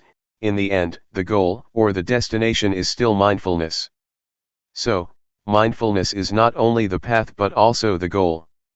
Mindfulness shows us the path, the proper path, to live our lives. And this enables our minds to be transformed, or born of the Dhamma. That is why I say, you can be a monk, a bhikkhu, a real bhikkhu, not just one in uniform. If you look at the time of the Buddha, a lot of his disciples became enlightened first, or in my words became monks first, and then were ordained by the Buddha. Almost half of the great disciples of the Buddha attained enlightenment before receiving ordination. That's why I said that we can be monks if our minds are born of Dhamma, or if our minds are supported or sustained by Dhamma. You need not have a robe like me to be a monk or a bhikkhu. It is normal that awareness at this stage can be regressive. But once you arrive at a certain stage, it will stay unchanged. At this stage, you have to continue your training until you arrive at the stage where you need not train yourself anymore. Asakha means the state of mind that requires no further training. Those who arrive at the state of asakha, the state of mind that requires no more training, have reached the state of arahant. What Luangpor is chanting are the verses that the Buddha preached to his mother in heaven. That's all for now. I would like to say goodbye to all of you. July 13, 1997. Spiritual Tips for Meditators. Part 2. By Propizan Vizalo. Means and Ends of Meditation. Since I would like you to take this opportunity to listen and learn from Luangpor Teean, I will not take much time. I will just speak a little bit to comply with his request. Later, you can request him to share more or answer your questions. I think what Luangpor Teean said is fundamental to the Buddhist teachings. He stresses mindfulness. It is very important to practice mindfulness, for it is the heart of Buddhist meditation. When speaking about meditation, we have to bear in mind that there are many kinds of meditation, both formal and informal. In fact, meditation is not an exotic method that has to be imported from the East. Meditation is what we have already experienced, what we have already practiced, whether we are aware of it or not. When you see nature, when you look quietly into yourself, when you reflect on your life, that is meditation. When you try to follow your breath with an expectation of calmness, that is meditation. Meditation can be practiced through drawing, painting, or music. So meditation is what we have already experienced to a certain extent. But, to make our meditation beneficial, fruitful, and worthy of our attempts and the time we spend, the shortest way, according to Buddhism, is to cultivate mindfulness. That is, meditation with awareness. Awareness is the means and end of meditation, and nothing else. For some people, meditation is the way to calmness, but for the Buddha, calmness should only be the byproduct of meditation. It is the reward that we gain from our practice. Yet, we also want to have total self-awareness. Self-awareness, or knowing oneself, is very important, as Luangpor mentioned earlier.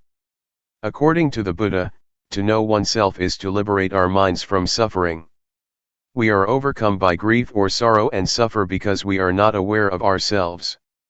If we become aware, we can see clearly that we are carried away by greed, by anger, by anxiety. Once we become aware of ourselves, mindfulness is established. Once mindfulness is established, it is not easy for sorrow, anger, ill will, or greed to sneak into our minds. Guarding our minds with mindfulness is the secret of removing suffering. Normally, we are not aware of this truth, but if you reflect on yourself, you will realize that the best way to clear your mind from suffering is to make your mind neutral, to maintain your mind in the middle. If we let our minds be subject to feelings of being pleased or displeased, like or dislike, rejection or attachment, our minds will never experience calmness or clarity. With mindfulness, calmness and clarity are possible. So with the formal practice of the Buddha, we can learn how to cultivate mindfulness, enabling us to be free from being all sorts of fire. The Buddha speaks about fire. There are three kinds of fire that burn us at every moment, every day, every hour, every minute: the fire of greed, the fire of hatred, and the fire of ignorance. The fire of greed or the fire of desire, be it sensual desire or desire for becoming, always burns our mind, and that make us feel as thought we are lacking. It is quite strange that the sense of lacking is prevalent in Western societies. Despite the material richness, despite the abundance, people are overwhelmed by the sense of lack. They may have a lot of things in their houses, they may have a lot of money in their bank accounts, they may have success in their careers, but people still feel that they lack something. That is why they try to gain more and more, consciously or unconsciously. Mindfulness is very effective at stimulating the knowing element in our minds, the conscious element in our minds. It not only helps us to be awake but also brings calmness, which leads to clarity. And once our minds become clear, insight into the nature of mind is possible. That is why mindfulness is very important. June 8, 1997. The art of meditation. You may have noticed the relationship between body and mind during your practice. They affect each other and we should make the best of them for our practice. You may have observed that when you are upset or mentally tense, your breath may become shallow or you may have chest or leg pain.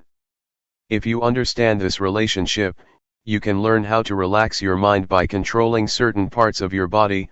For example, breathing deeply can help you relax. If you want to gain or to attain a desirable of mind, You cannot force the mind directly, but you can condition it by making your body more conducive to the state of mind. The mind is uncontrollable, but it can be conditioned indirectly, by either the body or external surroundings. For example, if you are in this room, you may feel drowsy, but if you go outside, you are refreshed because of the open air, the open space. The drowsiness disappears. That is the relationship between external surroundings and the mind. Use this knowledge of the relationship to the benefit of your mind. If you sit upright during sitting meditation, for example, it is easier for the mind to collect, to concentrate, and to be calm, but if you lean against a wall, you may be sleeping. If you feel very tense, lying down will be helpful, but if you feel normal, lying down will make you sleepy. This is the relationship between body and mind. Please learn how to take advantage of this relationship to improve your practice. During walking meditation, for example, if you feel distracted or your mind becomes busy and wanders without end, walking more slowly can slow your mind. Your mind will be less distracted. The speed of your walk can affect your mind. If you feel tense because of your inward attitude, your mind turns to look inward, stopping the thinking process. In this case, walking faster can help to release the tension. The position of your head also affects your mind. As I told you a few days ago, if you lower your head too much, tension tends to arise because your mind is turning inward. But, if you walk and have an indefinite gaze outward, your mind wanders easily and can be easily distracted. So, positioning your head appropriately will moderate your mind. You have to find the speed that is appropriate for you, not too fast, not too slow. This is an art. Meditation becomes an art because you have to find the balance on your own. If you walk too slowly, your mind becomes tense because it looks inward and concentrate too much on the body and on the thinking process, so you have to speed up. There are two extremes. One is to wander a lot distractedly, and the other extreme is to take it very seriously, to push oneself very hard, trying to stop or to suppress the thought. The one just follows the thoughts, the other wants to stop the thoughts. These are the two extremes. In this practice, we neither stop nor follow the thoughts. But how? This is the point of balance. I myself have to adapt. When I feel tense in my legs, I walk slowly. If I walk any faster, I cannot get through the 7 days retreat. Normally, I do not practice the intensive retreat for the whole week, just for a whole day. The rest of the week I do it indirectly and then I may do something else. But to practice 7 days, we have to learn how to do it without being exhausted. It is like marathon walking. If you push yourself very hard at the first kilometer or on the first day, the rest of the days will be disastrous. You have to know how to save your energy so you can go through the whole retreat or marathon. There is no one standard or formula for everybody. You have to find your own way. If you feel tense, it is better for you to look far to relax. When I first practiced, I look inward so much during the first 3 weeks that I developed a lot of problems. I could not raise my hands or sleep because I tried to suppress my thoughts. I had to cure myself. To turn my mind outward, I had to look at a specific point, during my walking meditation for almost 3 weeks before I felt better. I think for me to look forward, to look far, is good in that situation, but after that I have never used the method again. Now I just look down on the floor but not too much. Luangpor just said, feel relaxed, and just be aware, but I did not know how to apply his teaching to my situation. I think what Luangpor said about the balance is very important.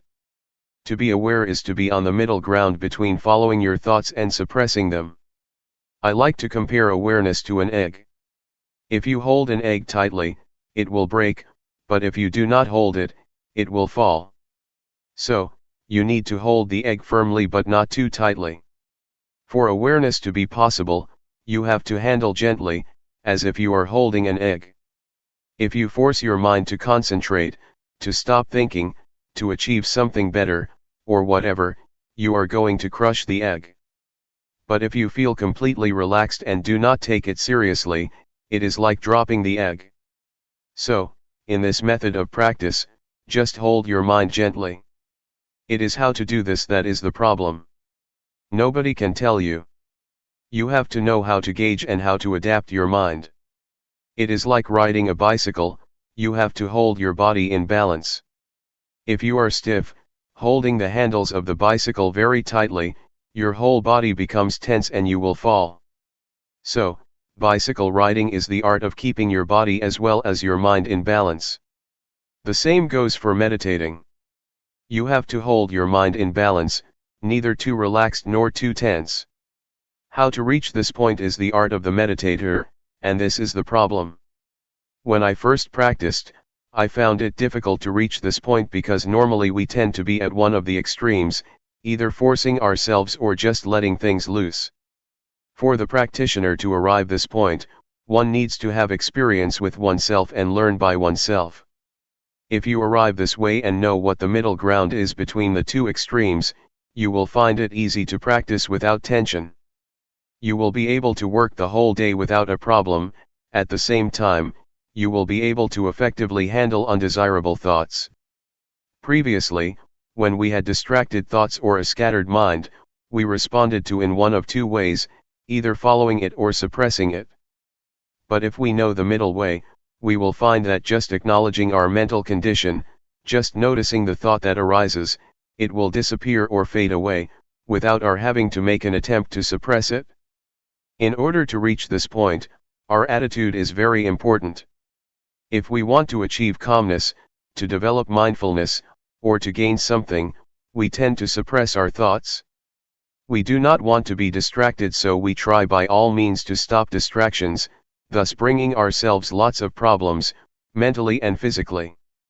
So, just take it easy. Attitude is very important.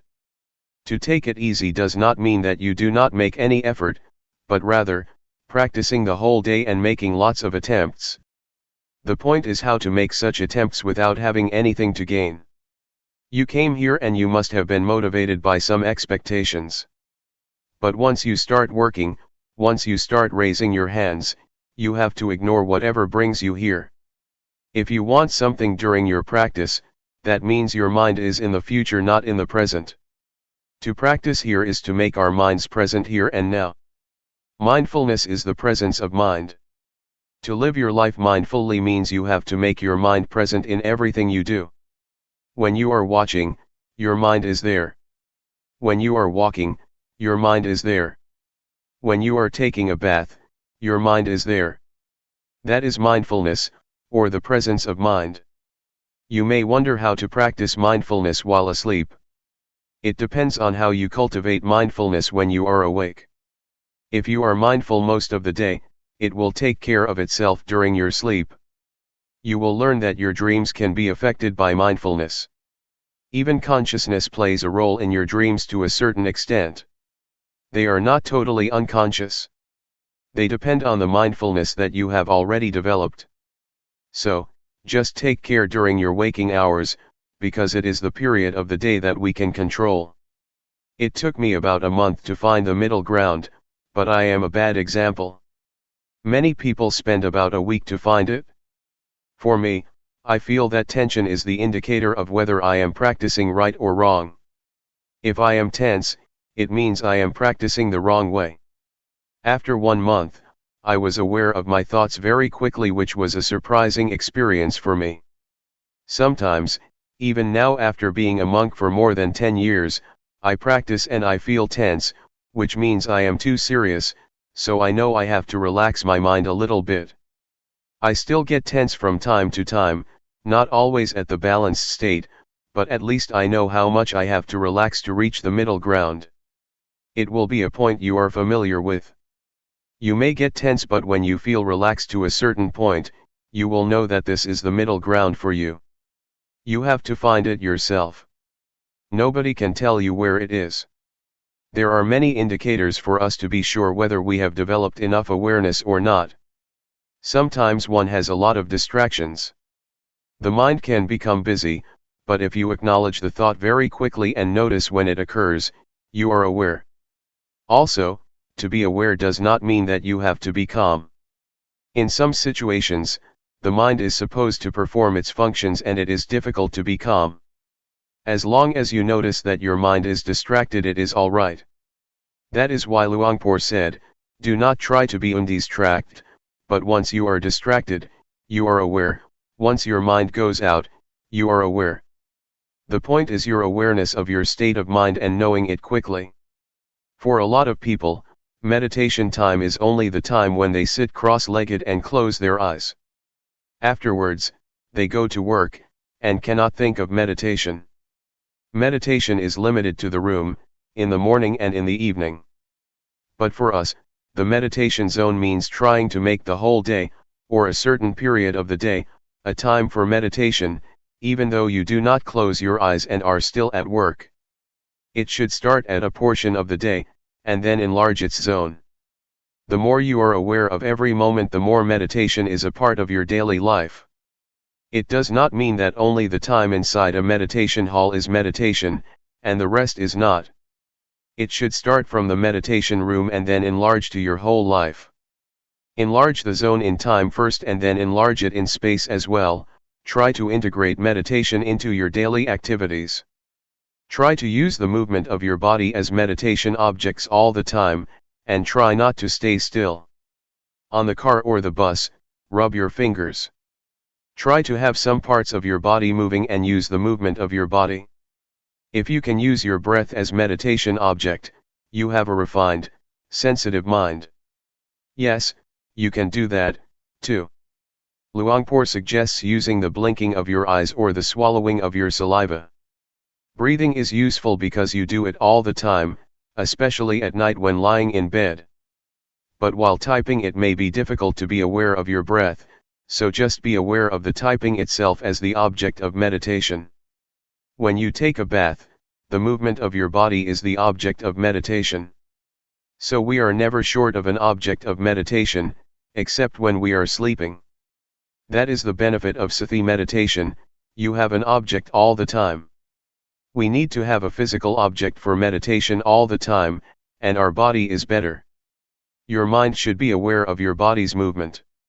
Once a thought arises, your mind goes to the thought, acknowledges it, and then returns. So you have a home. Meditation provides you with a home that is the object of meditation and your mind stays with it. The movement of your body is the present moment. To be mindful is to be present in the present moment, so we try to provide a present moment for the mind, the body's movement.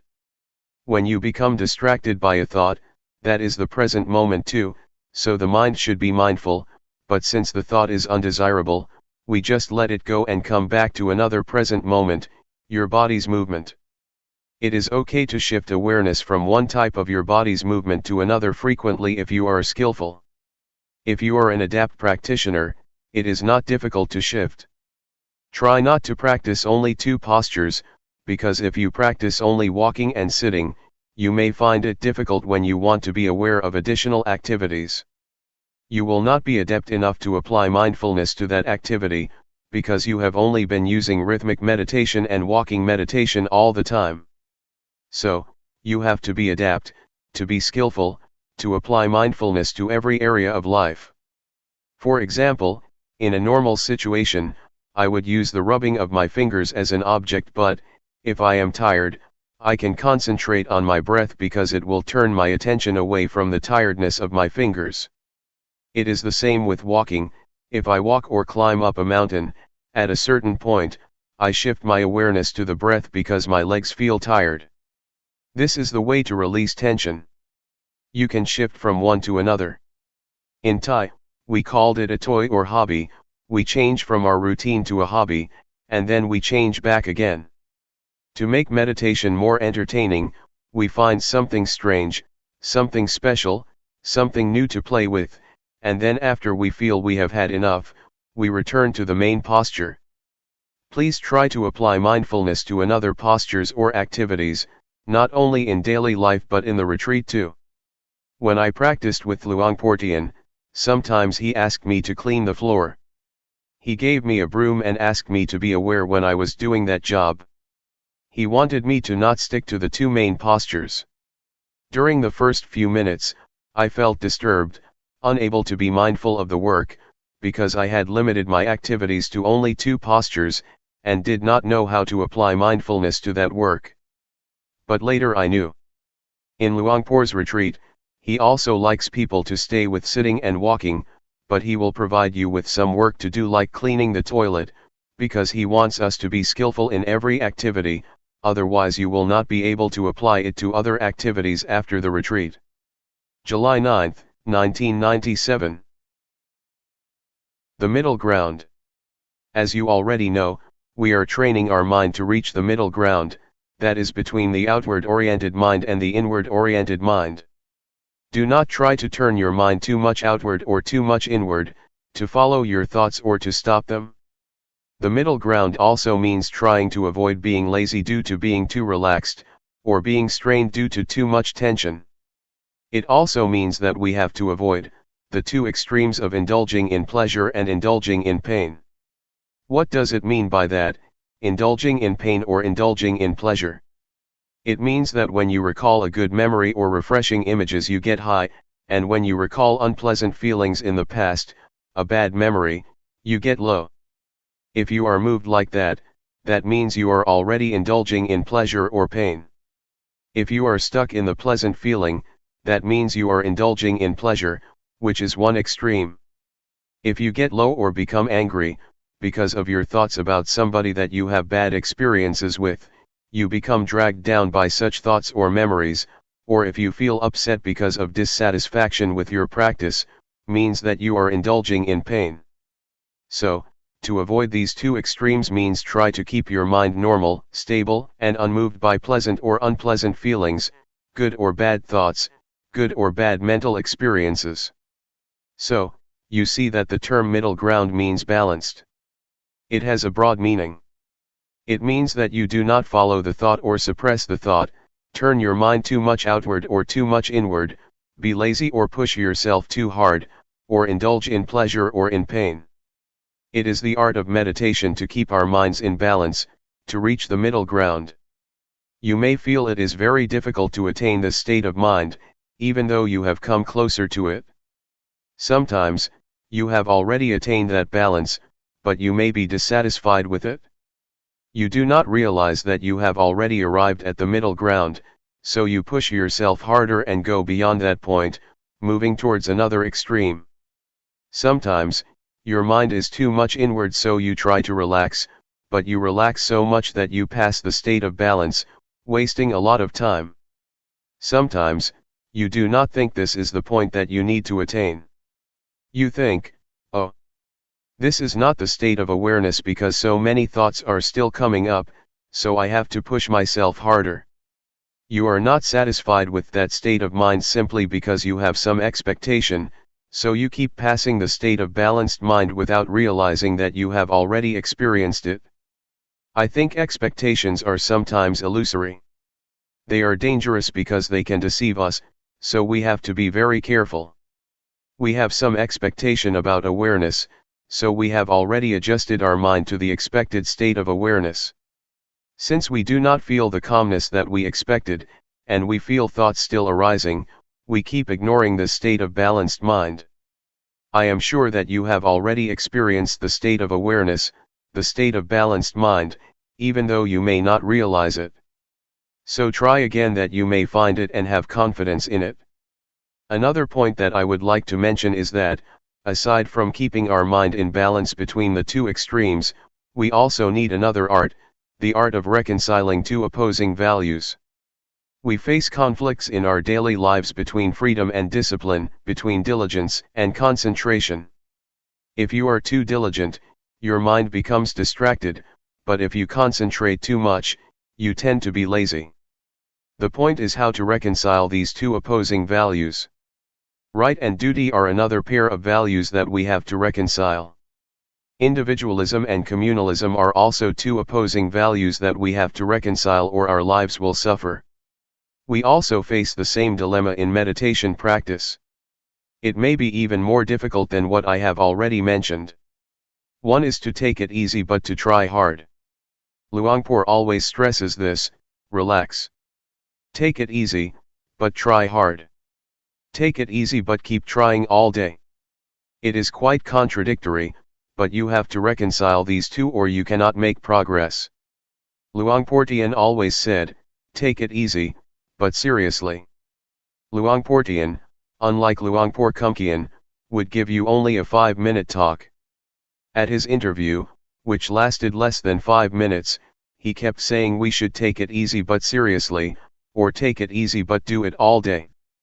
I was quite confused then, but now I understand what he meant. I think this is the kind of training that is very useful for our daily lives, because it is the art of working happily and more effectively. To be happy and to be effective is a pair of values that may seem to oppose each other, but that can be reconciled. During the practice, you have to learn not to expect anything, to just work.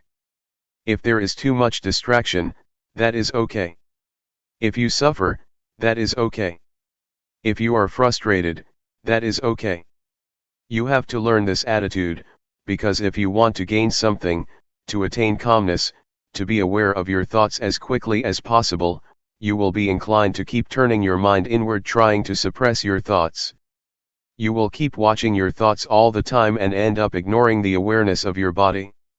Luangpor always emphasizes that we should grasp our awareness of the body, and ignore our thoughts first. But normally, in my experience, I seldom remembered this instruction. I tried to stop my thoughts, to suppress them, because I wanted to win. I did not have much time, so I wanted to attain the result as soon as possible and I got stuck. After 3 weeks, I could not practice anymore. I could not do the hand postures because once I moved my hands, after only a few minutes, I got a headache and I suffered. With a headache and a lot of pain, I could not sleep. I made a vow to practice with Luangpor Teean for 1 month, and 3 weeks had already passed with only 1 week left. Feeling hopeless, I decided that I would leave the temple after I finished that week. So I just walked without any expectations, just waiting for my time to finish. I just kept walking because I could not do anything else. That week was very good for me because once I did not have any expectations, did not have any hopes, and just walked to waste the time, just trying to ease my tension to turn my mind from inward to outward, I felt that mindfulness suddenly developed a lot, because I did not mind anymore. June 11, 1997. Practice independently. The truth, I think, you have to see it. You have to see the truth for yourself. If I tell you, it will not be your truth, but an academic or indirect experience. I suggest you not use your intellect to find the truth but direct experience, you must realize it by yourself. Sati, or mindfulness, is a capacity of mind to recall. When you walk in meditation, you think about your work next month, the body walks but the mind goes somewhere else.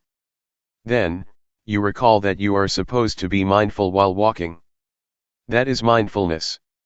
When your mind comes back to walk, you feel the sensation of walking and have clear comprehension. That is awareness. It is very important for us to try to experience awareness directly. It is also a capacity of the mind. One cannot experience awareness through thought or the intellect, for it is beyond the realm of intellect. You have to experience it directly with your feelings. We use a lot of thought, a lot of intellect, but rarely the faculty of feelings or awareness. When you want to touch something, you have to touch it with the hand, not the glove. Intellectualizing awareness is like touching something through gloves, it is not awareness, not a direct touching with your mind. I would like to recommend you to practice independently. Independent of what? First, be independent of time. When you walk or practice, do not worry about the time. Some practitioners set the time, saying they will walk or sit for 1 hour. Then they set the clock in front of them. This will make hell out of their practice because they are concerned about the time, whether they have completed the hour or not. Even with 30 minutes left, they still worry. They are anxious about when they will reach the hour. Do not worry about the time or the clock, practice without any references, allowing your mind to get in touch with mindfulness or awareness. Sometimes you are also concerned about other people. Why does this person walk so quickly? Why does she walk so slowly? If you keep asking and comparing yourself with other people, you will not be sure whether it is good for you to walk slowly or quickly. That is why you should practice independently, unconcerned with other people. You have to find your own way, the suitable speed or suitable pace for yourself. Everybody has his or her own way of practice. Please ignore what the other people do, just be concerned with yourself. Another thing that may cause you anxiety is the notion of awareness, or the concept of mindfulness. You have some idea about awareness or mindfulness. When your experience does not fit with that notion or idea, you feel unhappy, you feel uncertain, you feel unsure about the practice. Please forget whatever notions you may have about mindfulness or awareness, even words by the master, or the teachers. The master said that awareness is like this, and mindfulness is like that. You become attached to these words. When your experience does not fit with these words or ideas, you feel unhappy. When I first practiced, I was confused. Somebody said you have to be aware like this, but the other master said you have to be aware like that. I was bewildered. Which one is the real awareness? It is difficult to explain what awareness is like. You cannot convey awareness by words, but have to know it from your experiences. This is true even of color. When you see this robe, you know exactly what color it is, but to express it out loud people use different words. Somebody says this is yellow, but others claim it is orange. Different people use different expressions even for the same thing. Please ignore these references. The fourth thing to be independent of is the previous results that you may have obtained. Yesterday, you experienced calmness, you achieved wonderful practice, and then you want your practice right now to be the same. That is another kind of reference that you should avoid. If you have such references or if you are concerned with past results, you may be unhappy. They will never fit with one another. Ignore the results of the past and start again at the present moment.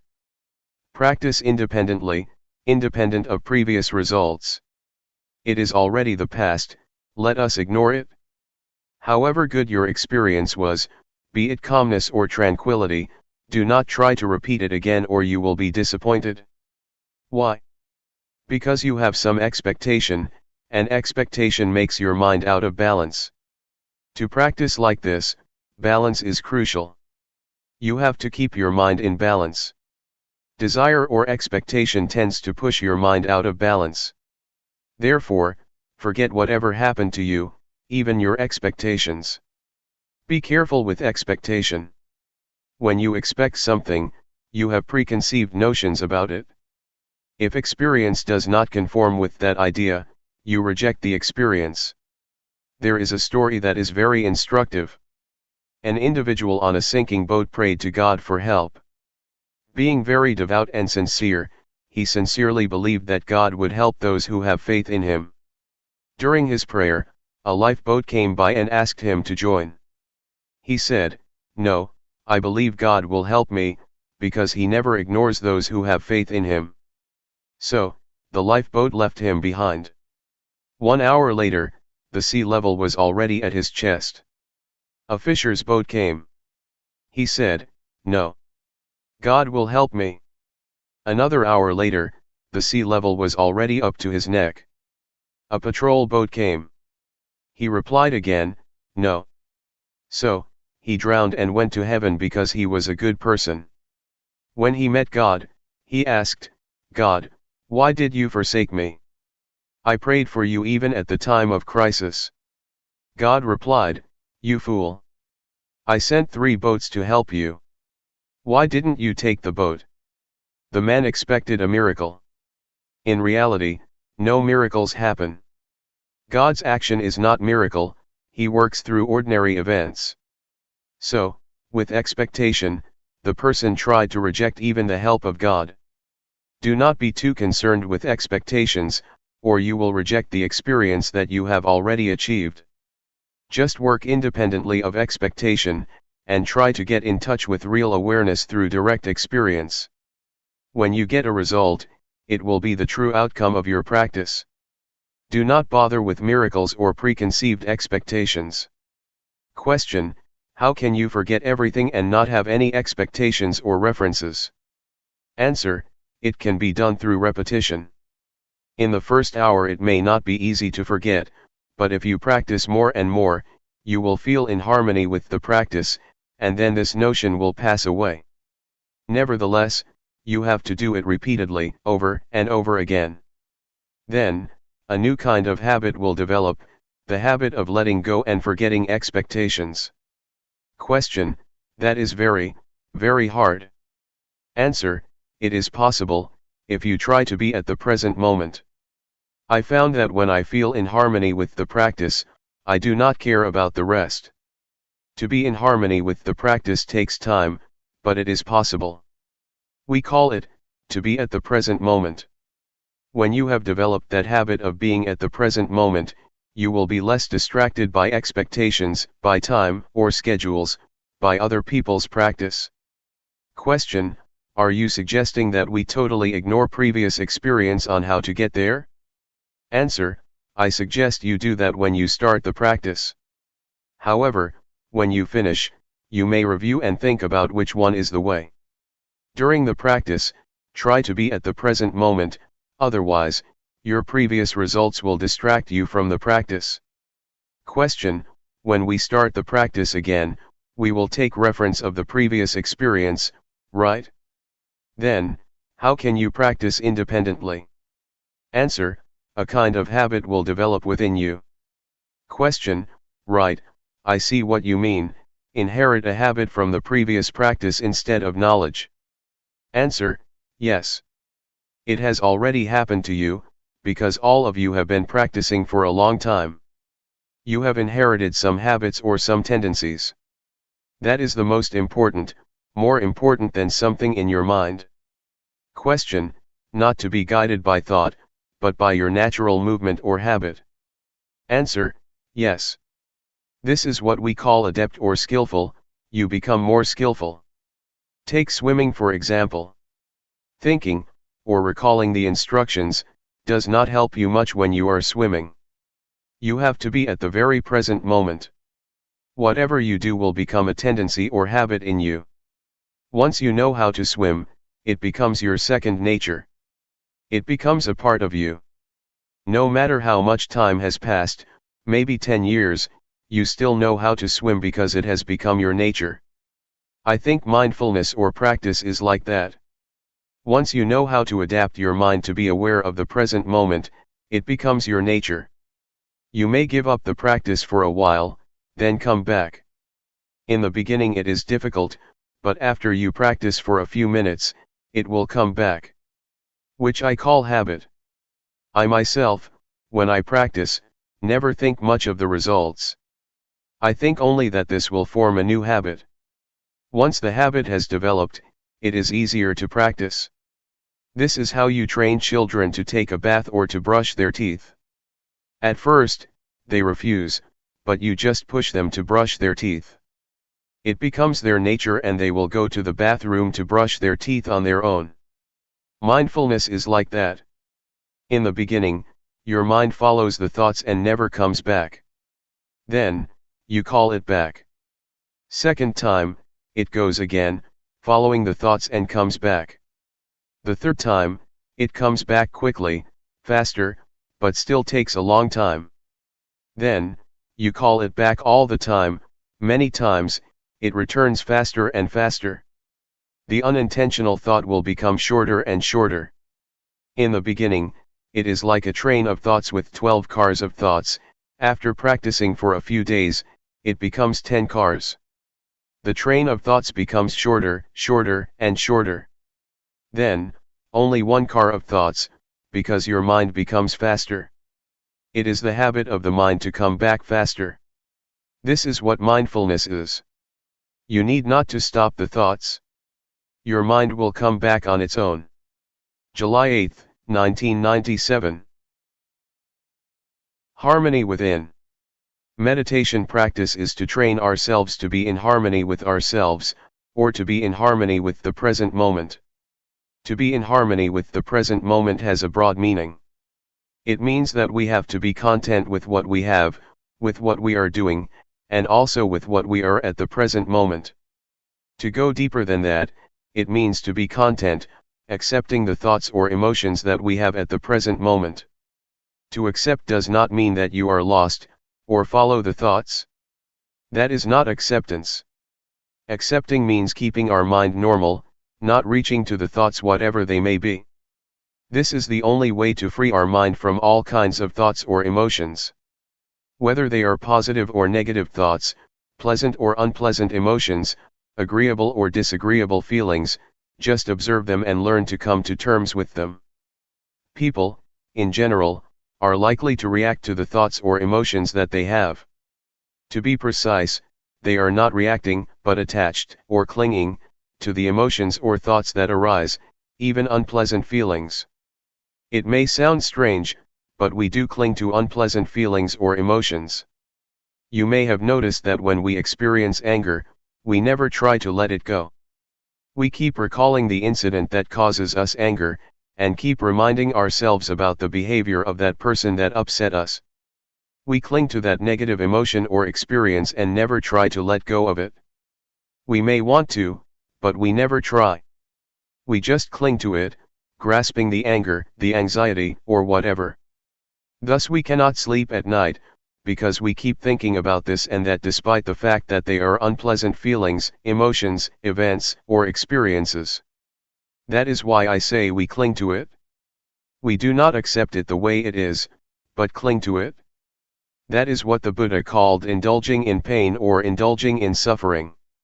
In the first sermon of the Buddha, he mentioned two extremes, indulging in pain and indulging in pleasure.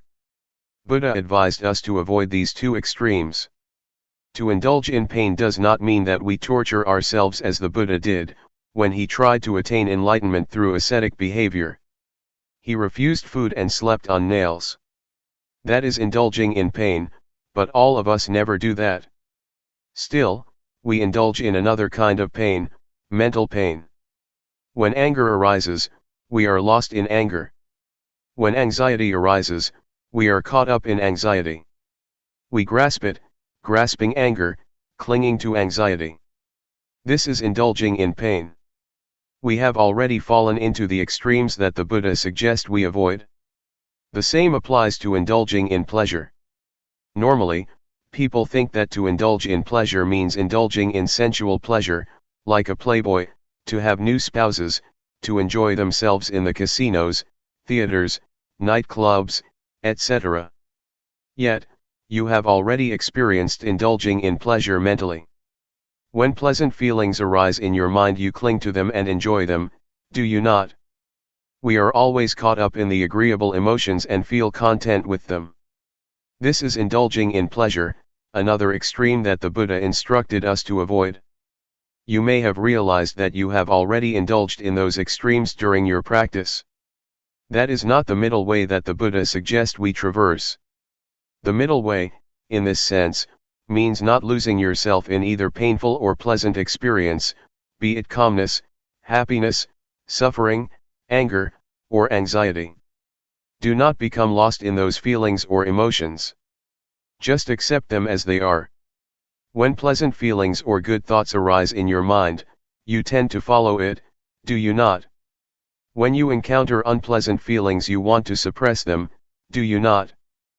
But that is not an act of acceptance. To accept means to observe, to see, to recognize, and to let go of it. This is the only way to be free from all kinds of feelings or thoughts. I would like to urge you to learn how to come to terms with all kinds of thoughts and emotions that arise. You will find that once you accept them, once you observe them, they will gradually pass away. This is the best way to let go of them, the best way to liberate ourselves from them, the best way to get rid of them. Not to stop them, but to observe them, and they will gradually be dissolved. This is the middle way that the Buddha suggests, to indulge neither in pain nor in pleasure.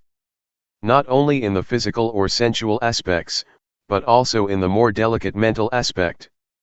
This is the aspect or level that people always fall into, without realizing that it is not the middle way the Buddha suggests. Is it clear to you? Just to elaborate what Luangpor said, to see, but not to identify with it. If you identify with it, you have already indulged in both pleasure and pain. Just see it as it really is, do not be overjoyed or upset by pleasant or unpleasant feelings. This will keep our minds stable. That is what we call accepting the way we are in the present moment, and being in harmony with the present moment. That's all for this morning. Thoughts always trick you or make a fool of you. They need your attention, as a child always asks for his mother's attention. They are very clever and have many tricks to fool you, to draw your attention. Persuading you, the thought says, come. Come talk with me. Come join me. Come interact with me.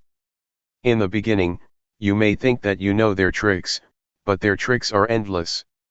When I practice, I say to the thoughts, no, I will not interact with you. Whatever thoughts arise, I will turn my back on you. Yet, they have many new tricks to make a fool of me. Sometimes they ask, hey, why don't we think about the Dhamma? Investigating Dhamma is good, isn't it? So I jump into the thoughts, and later realize, oh, I fell into your trap again. That's all right. You should try to have strong will. Sometimes you have very beautiful and excellent ideas. You may think about the glorious past, a beautiful moment in the past, or somebody whom you would like to talk with. The thoughts will try to persuade you to interact with them, but you should have strong determination to resist their temptation. In the beginning, it may be difficult. With the support from mindfulness, with the strength of mindfulness, you will feel it increasingly easier to ignore the call or temptation of the thoughts. Later, you will find that it becomes your natural response because, after a period of practice, the temptations of the thoughts become less enticing and less powerful. Why do they become less powerful? Because the thoughts become shorter and shorter.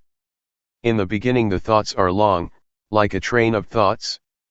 Gradually, the thoughts become shorter, shorter and shorter. The shorter a thought is, the less powerful it is. That is why you will find it increasingly easier to turn your back on them, and accept them the way they are. Once a thought arises, do not bother with it. Just see it and say to yourself, that's the way it is. Whatever the thoughts or feelings arise, be they good or bad, wholesome or unwholesome, just see them without being disturbed or annoyed by them. Yet, in the beginning, you may feel upset with yourself, because you never realized that bad thoughts or evil ideas could arise in you. Some desire will come up, and you will have never realized that you could have such bad ideas, such evil thoughts. But, it will arise. If you are mindful enough, you will accept it. That's the way it is. Gradually the equanimity arises. So I suggest you maintain the attitude of acceptance. Whatever ideas, whatever thoughts, whatever emotions occur in your mind, just try to keep them normal and have no preferences, like or dislike, appreciation or aversion. Try to avoid these two extremes, and just accept them the way they are. This is the second mantra I would like to present to you, that's the way it is. The bad thoughts that arise, the evil ideas that arise, are beyond your control. So, just accept them as natural, as normal. That's the way it is. Thus develop the indiscriminative mind. The ordinary mind tends to be judgmental.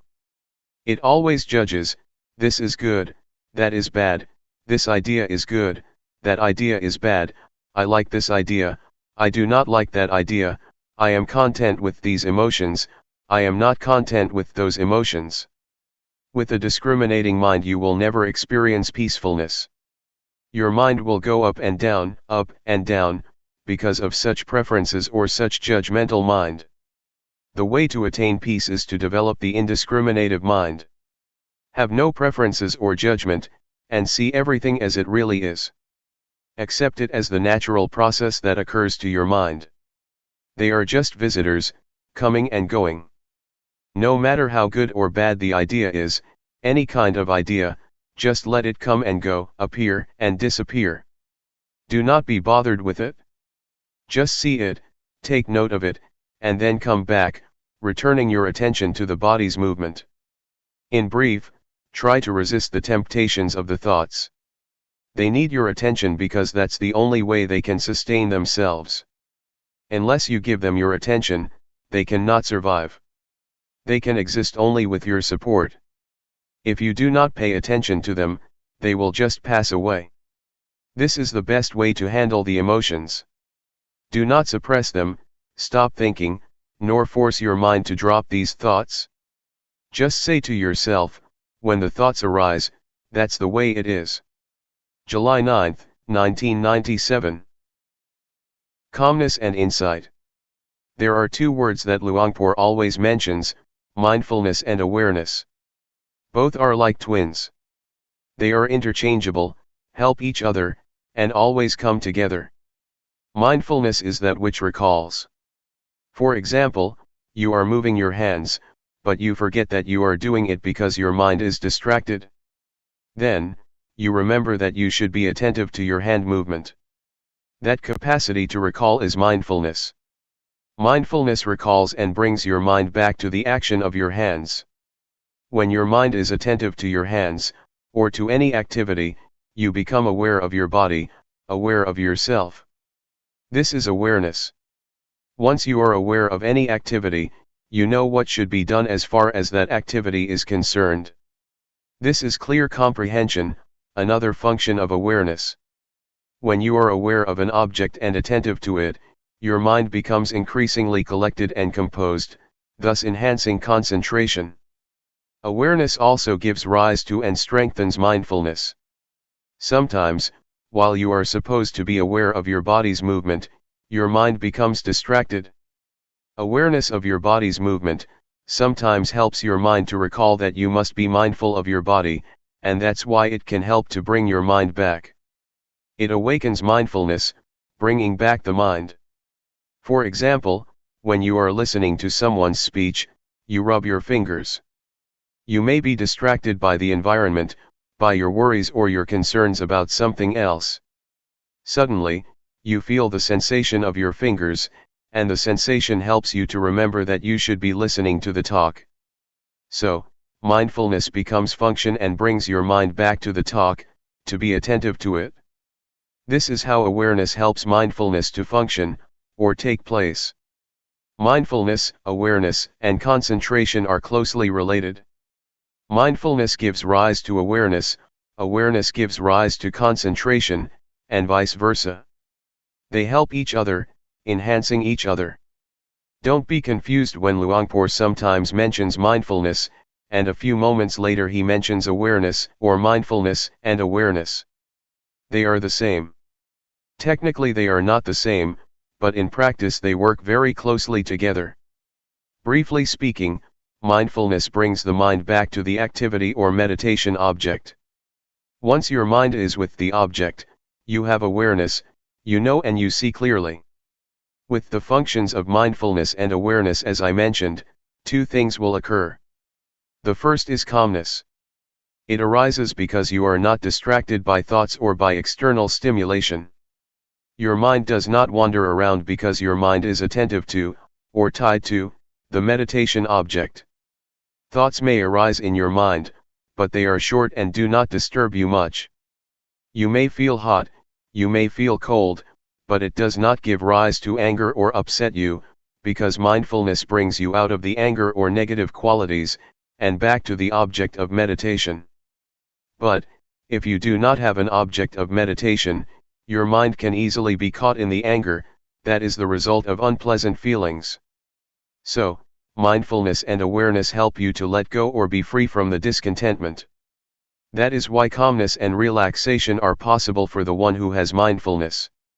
The second thing that happens when you have mindfulness is wisdom, or clarity of mind.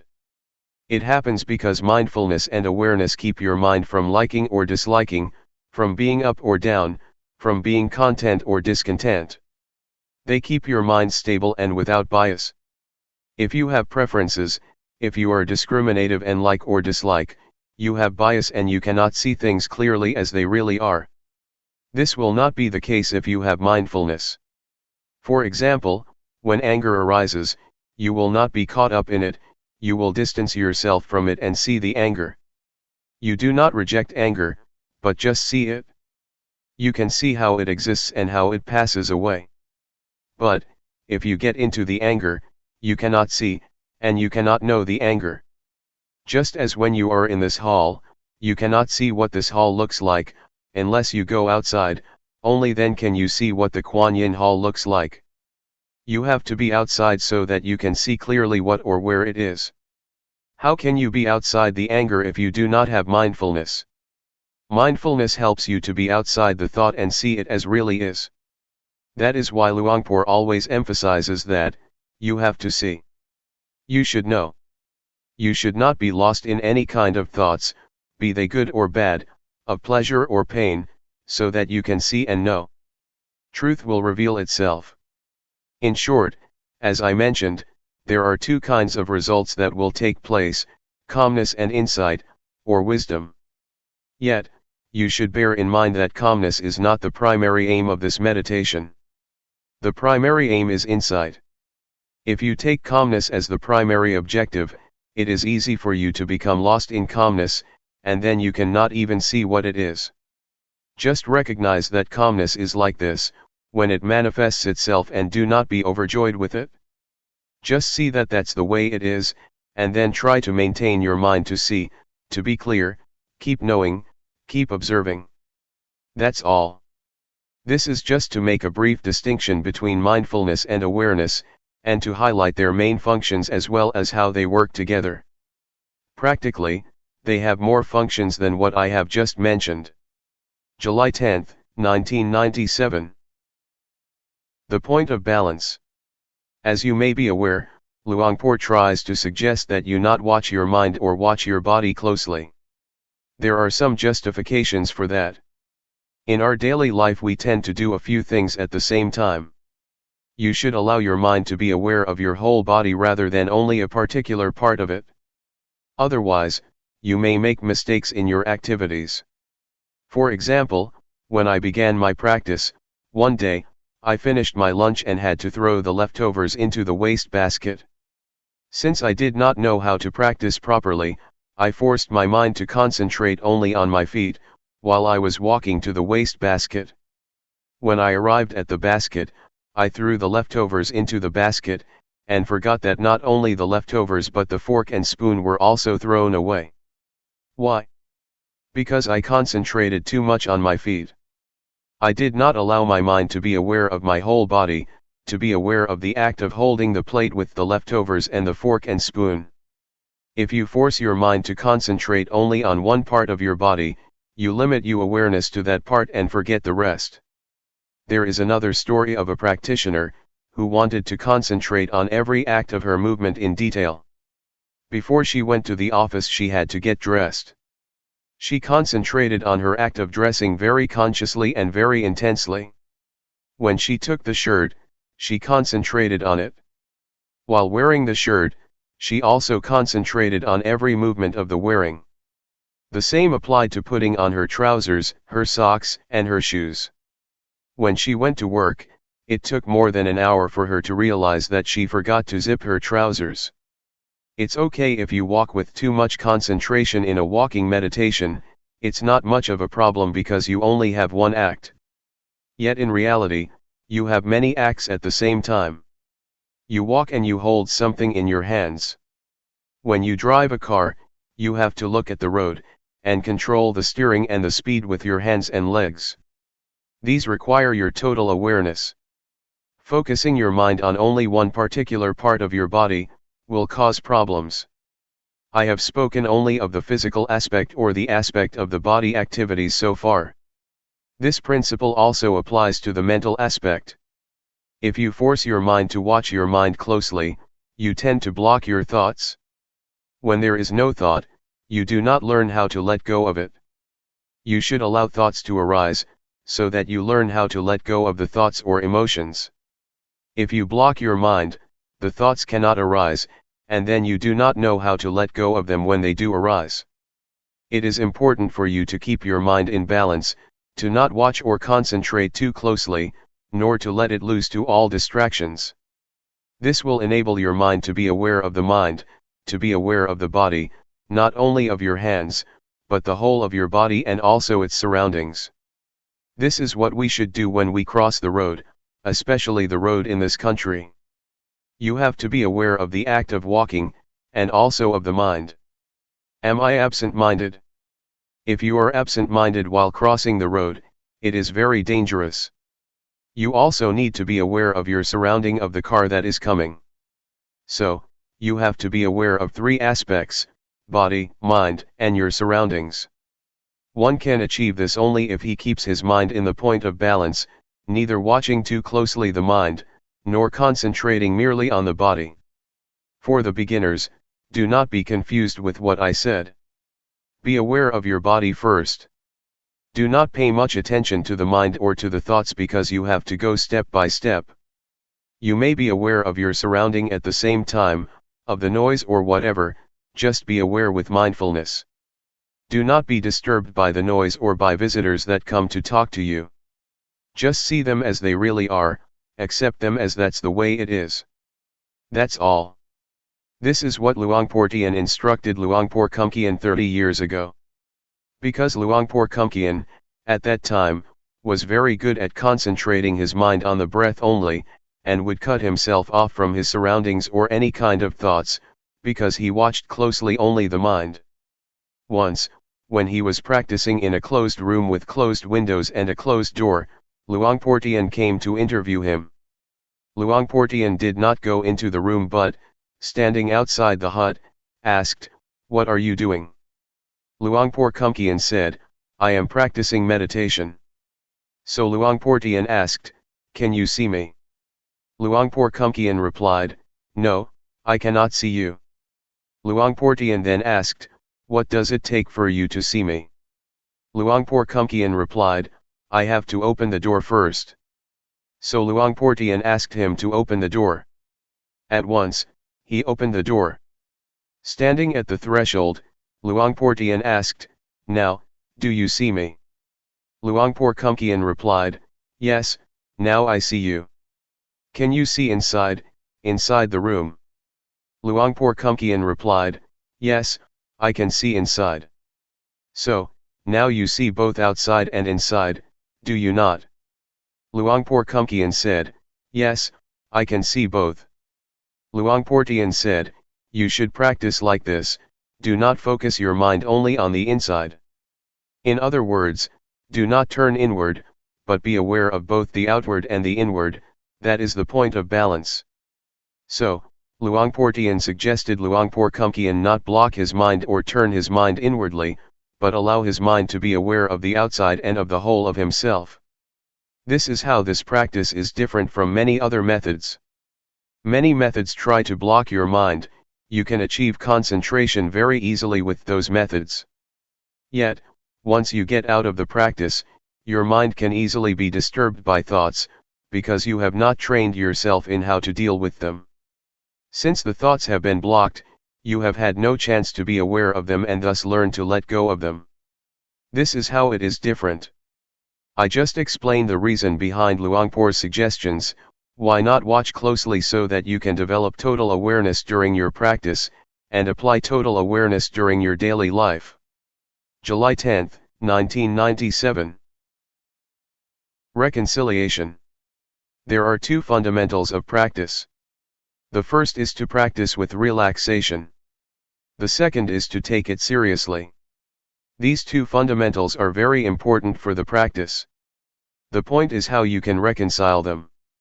When I first practiced, I felt it very difficult. I felt confused when Luangpor Teean said, "Be at ease, but take it seriously." He always stressed these words.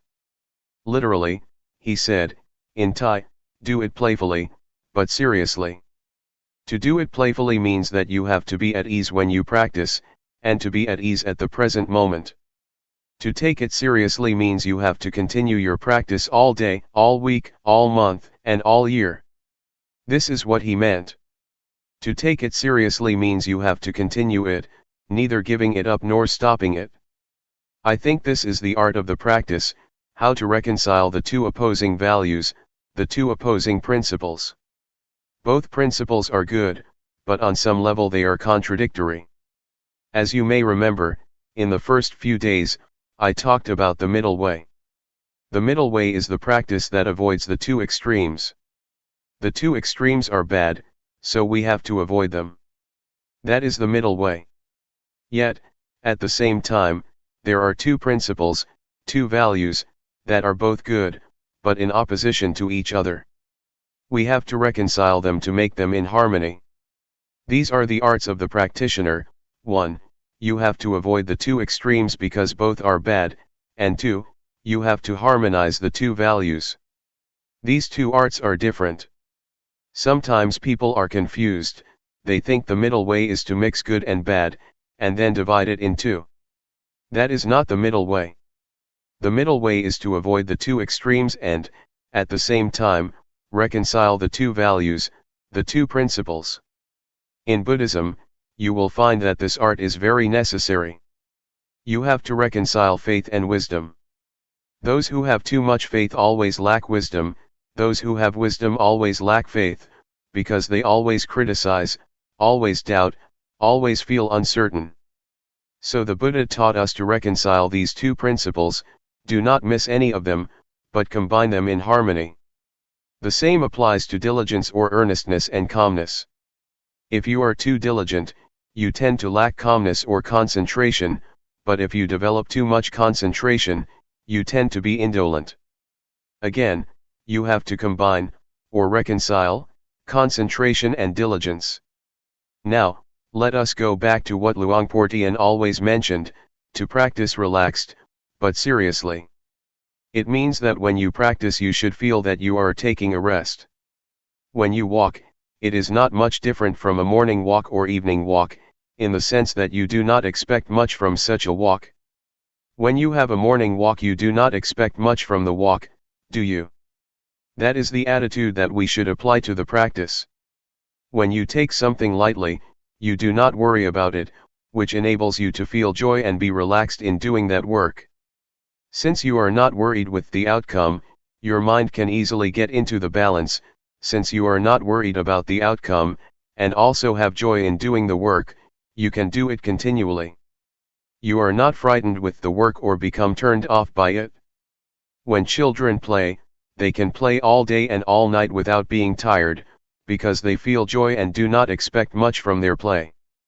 Yet, if you ask them to do their homework, you turn them off because there are a lot of expectations from the teachers, from themselves and from their parents. There are standards against which the outcome has to be compared, and this always frightens, or turns off, people. That's why I asked you not to set any standards, any goals, or have any expectations. Do not set the goal that you will not be distracted in the next 10 minutes. You cannot do that, just be concerned with the present moment. If you are worried about the outcome, your mind is already in the future, the outcome is in the realm of the future. If you are concerned only with the cause, the practice, you are already in the present, the cause is what you have to make, and you can only make it in the present moment.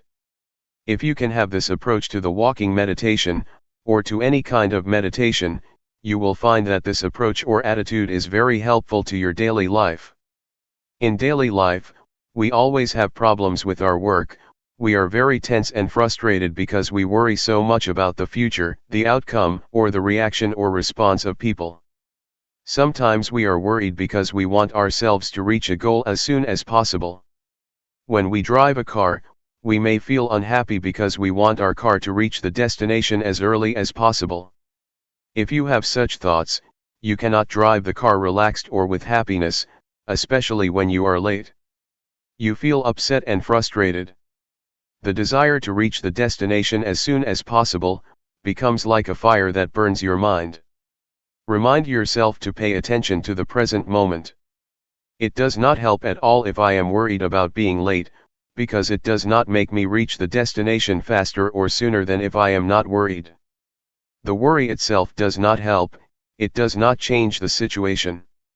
What you should be concerned about is trying to driving the car properly and as best as you can, because this is the only way that you can arrive at the destination without delay. So in real life you have to be at the present moment, and not allow the mind to be occupied by expectations or by the future. The attitude that causes suffering to a lot of people, especially people of today, is the expectation of getting the result or reaching the destination as soon as possible. When I write a book, if I think that it will take 1 more year or 1 more month to finish the job, I feel worried, because it's still a long time and I am tired already. Yet, if I bring my mind back to the work that I am doing at the moment, I feel less worried, and concentration takes place easily, because being at the present moment brings you calmness and concentration, and can enable you to continue your work without much problem. I think we have to learn how to do work without pushing or driving us at the same time. Just do whatever has to be done. If you do it continually, it is certain that work will produce results. My friend, a Zen monk, spoke about his master. Some of you may have heard of him, Shunryu Suzuki. Shunryu Suzuki is the author of Zen Mind, Beginner's Mind. He has a center in San Francisco. When he started the temple in San Francisco 30 years ago, he had to do everything with his own hands. One of his big jobs was to prepare the garden. A Zen garden is composed of rocks, a lot of big rocks. Shunryu Suzuki is not a big person. He is just like Luangpor, but thinner. All day, he had to carry the heavy rocks to his garden and arrange them. His young Western disciple wanted to help, but after a few hours, he was tired. "Oh, I can no longer do this." He asked Suzuki, his master, "How could you do this all day?" Suzuki said, "I take a rest all day." When he lifted the rock, he just lifted it without much expectation that he had to carry 20 or 30 rocks a day. He did not set a goal, but just lifted the rock without judgment or expectation. His mind was with the rock and with himself, not anywhere else. He felt relaxed, which is why he said that he rested all day and could continue. He was serious about his rock garden, but he did it relaxed. It's as Luangpor Teean said, practice playfully, but take it seriously. To be at ease, enables you to work longer than when you take it seriously. Sometimes you drive a slow car, and you can arrive the destination sooner than those who drive at a fast speed. The same is true when you walk up a mountain. Those who do not know how to climb a mountain start climbing fast, and end up reaching the top later than those who walk slower. The meditation master or the hill tribe people just walk slowly, relaxed all the time, relaxed every step, and they reach the top before those who are serious or walk hastily. The practice is the same. Just walk, as you walk, simply walk, and take a rest every step. You will find that you are not tired after you walk the whole day or the whole week, because you take a rest with every step. Please apply this to your daily life. Not only in the spiritual aspect. Take Suzuki as an example. Even in the material or physical world, you need to apply this art, the art of reconciling the two principles, relaxed but seriously. You will find that in the real world this is really important. Individualism and responsibility to the community are the two principles you have to reconcile. In this country, they stress only individualism, and you have a lot of crime, a lot of drug addiction, etc., because people have lost the sense of communal responsibility. Individualism and responsibility to the community are both important. Right and duty are two opposite values that you should reconcile. The pursuit of happiness and virtues are both values. You cannot discard either of them. If you pursue happiness while ignoring virtues, you create problems for other people. If you are attached too much to virtues, you have no happiness because you are always afraid that you will offend other people, and you make yourself tense. Freedom and order are another example. Freedom is good, but order is good too. Yet, if you stress freedom, no order can take place. If you are too much concerned with order or discipline, freedom might be affected. So you have to reconcile these opposing values. This can be done if you learn this art from the practice. I myself have learned a lot from the practice. Because this art is very crucial for the practice, if you cannot learn it, it will be very difficult to achieve the practice. Please take this practice as a way to train your mind to have a skillful approach to your life, not only to meditation but to your whole life, to your family, to your work, and also to society as a whole. This is what I would like to offer this morning. July 11, 1997. Dealing with expectations. Let me elaborate on expectations' relationship to the practice, just to clarify this morning's talk. When I said that we should not have expectations during the practice, I did not mean that we should suppress or try to stop our expectation. This cannot be done because we come here with expectation, and expectation is inherent in our practice. I just want to say that despite our expectations, we should not allow them to bother us during our practice, let ourselves be preoccupied with them, or let them drive our practice. Just realize that, okay, the expectations are there, but there is no more than that. It should be noted that the progress of spiritual practice is most developed when expectations are at their lowest, or we have none at all. For example, after Buddha's death, Ananda tried hard to develop his practice to the level of Arahant, the last level of enlightenment. He had only one day left to finish his practice, before the first council was going to start. This was crucial because he was supposed to attend the council, but only the Arahant could attend. There were already 499 Arahants. The council was waiting for him, but he had to meet the requirement of being an Arahant. He had not yet achieved it, and there were only about 20 hours left. So he tried a lot that whole day, but he still could not achieve the final stage of enlightenment. Finally, at night, he was tired and decided to take a rest by a tree. The moment he leaned against tree trunk, at the moment when he felt that he wanted to relax, enlightenment took place. At that moment, his expectation was very low, either because he felt hopeless or because he just wanted to relax. I think the experiences of other enlightened beings are just the same. They get enlightenment or receive intuitive insight, when their minds are relaxed and in harmony with the present moment. Some of Luangpor Teean's disciples got insight while they were harvesting the crops, obviously with mindfulness. This law of enlightenment, or law of intuitive insight, also applies to the world of scientists and the world of daily life. You may have heard of the story about Eureka and Archimedes. He tried to find the law of density and he could not find it, until the moment he got himself into the bathtub. At that moment, he felt relaxed. After working all day, he just wanted to take a good bath. The moment he submerged himself in the bathtub, he realized the law of displacement, which is crucial for the calculation of the density of objects. If you want to know the density of this chair, you put it into water, calculate the volume of the water that overflows, or is displaced, the weight of the water and the weight of this chair, and then you know the density of the chair. So, the word Eureka, or the intuitive knowledge of Archimedes, arose when he had no expectation. The same applies to Newton. He found the law of gravity when he was going to relax under the apple tree. An apple fell. He realized the law of gravity. At that time, he had just put aside his research, so his expectations were very low at that moment. You see how intuitive knowledge works. It works when expectations are very low, and especially when you are very mindful in that present moment. So, the point is how you can practice without the drive of expectation, the drive of desire. This is a problem because we are usually driven by desire or expectation. In Buddhism there are two kinds of motivation. The first is desire to get or desire to achieve. The second is zeal, you want to do, or you want to practice. There is a difference between the two. Desire is closely related to craving, and zeal is closely related to wisdom.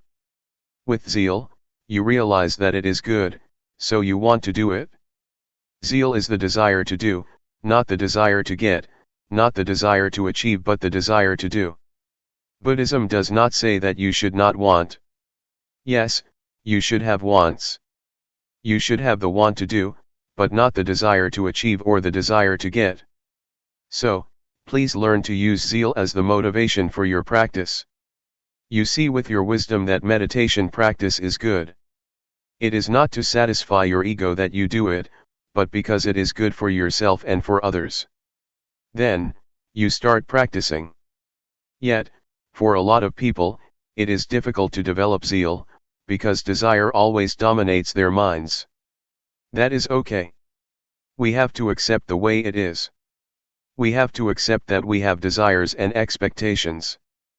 But again, once we start walking, once we start moving our hands, it is time to turn our attention to our body's movements, and leave our expectations and desires behind. Submerge yourself in the present moment, in the act of walking, in the act of moving.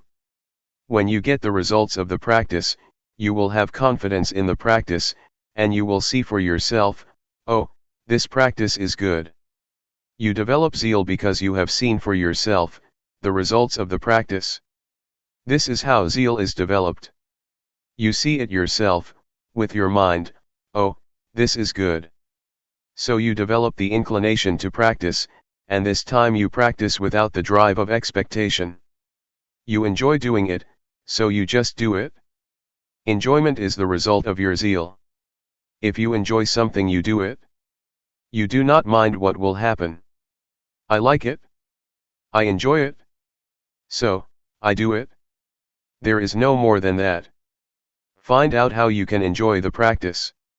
The more you enjoy it, the more you will practice it relaxed and at ease, and the more you will get results. The more you get results, the more you become confident, and then you will just do it. We do not need the drive of expectation or the drive of desire. I think this is the motivation that people lack. We are taught that only desire can drive people to do things. Actually, there is another motivation that can get us to work. Zeal as a Buddhist motivation is very important, not only in meditation but in any kind of work. This is what I would like to offer you for reflection.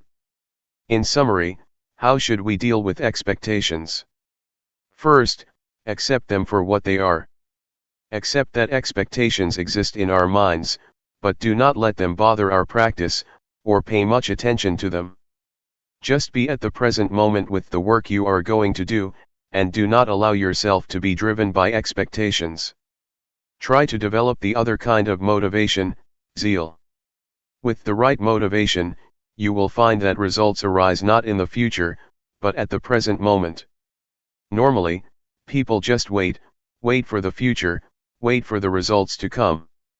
If you have a positive approach, a positive mind, you will see results, and the outcome always comes at the present moment. Please be sensitive to the immediate results, that always take place but that we always ignore. As Luangpor always says, once you move your hands, you already get the outcome, the awareness. You need not wait for the future. It has already arisen, but you have to be aware of that. That's why we can be happy at the present moment, because we get results at the present moment. We do not need to wait for the future. It is too risky to wait for the future is uncertain. But, the immediate result is guaranteed by our practice. That's all for this afternoon. July 11, 1997. Unreliable thoughts. I am sure that you all have a lot of experience with thoughts and emotions.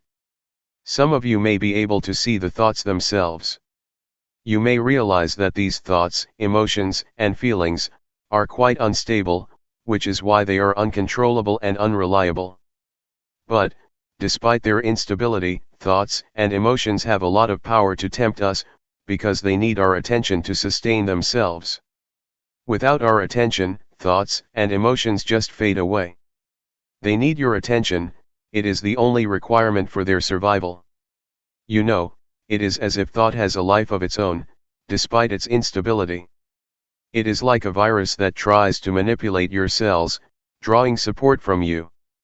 If you are not aware of such nature of thoughts and emotions, you can be easily tempted by them, deceived by them.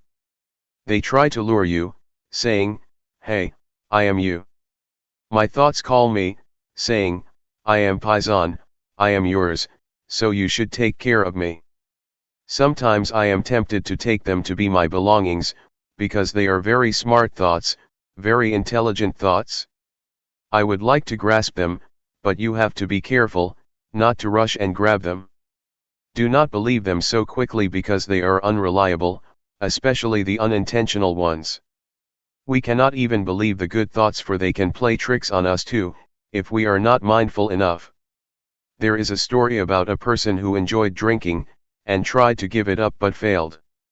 Every time he passed the bar on his way home, he could not resist his desire, the temptation, to go inside and have a drink. He tried to resist many times but failed. One day, he was determined that he would not fail himself any more, so he prayed to the Buddha, to the Dhamma, to the Sangha, and to all the other deities, after he finished his job in the office. He felt quite strong after he had asked for help from everyone to increase his willpower.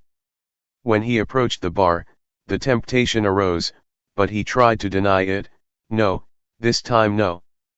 But on his first step in front of the bar, a thought arose, "Hey, why don't I have a last drink?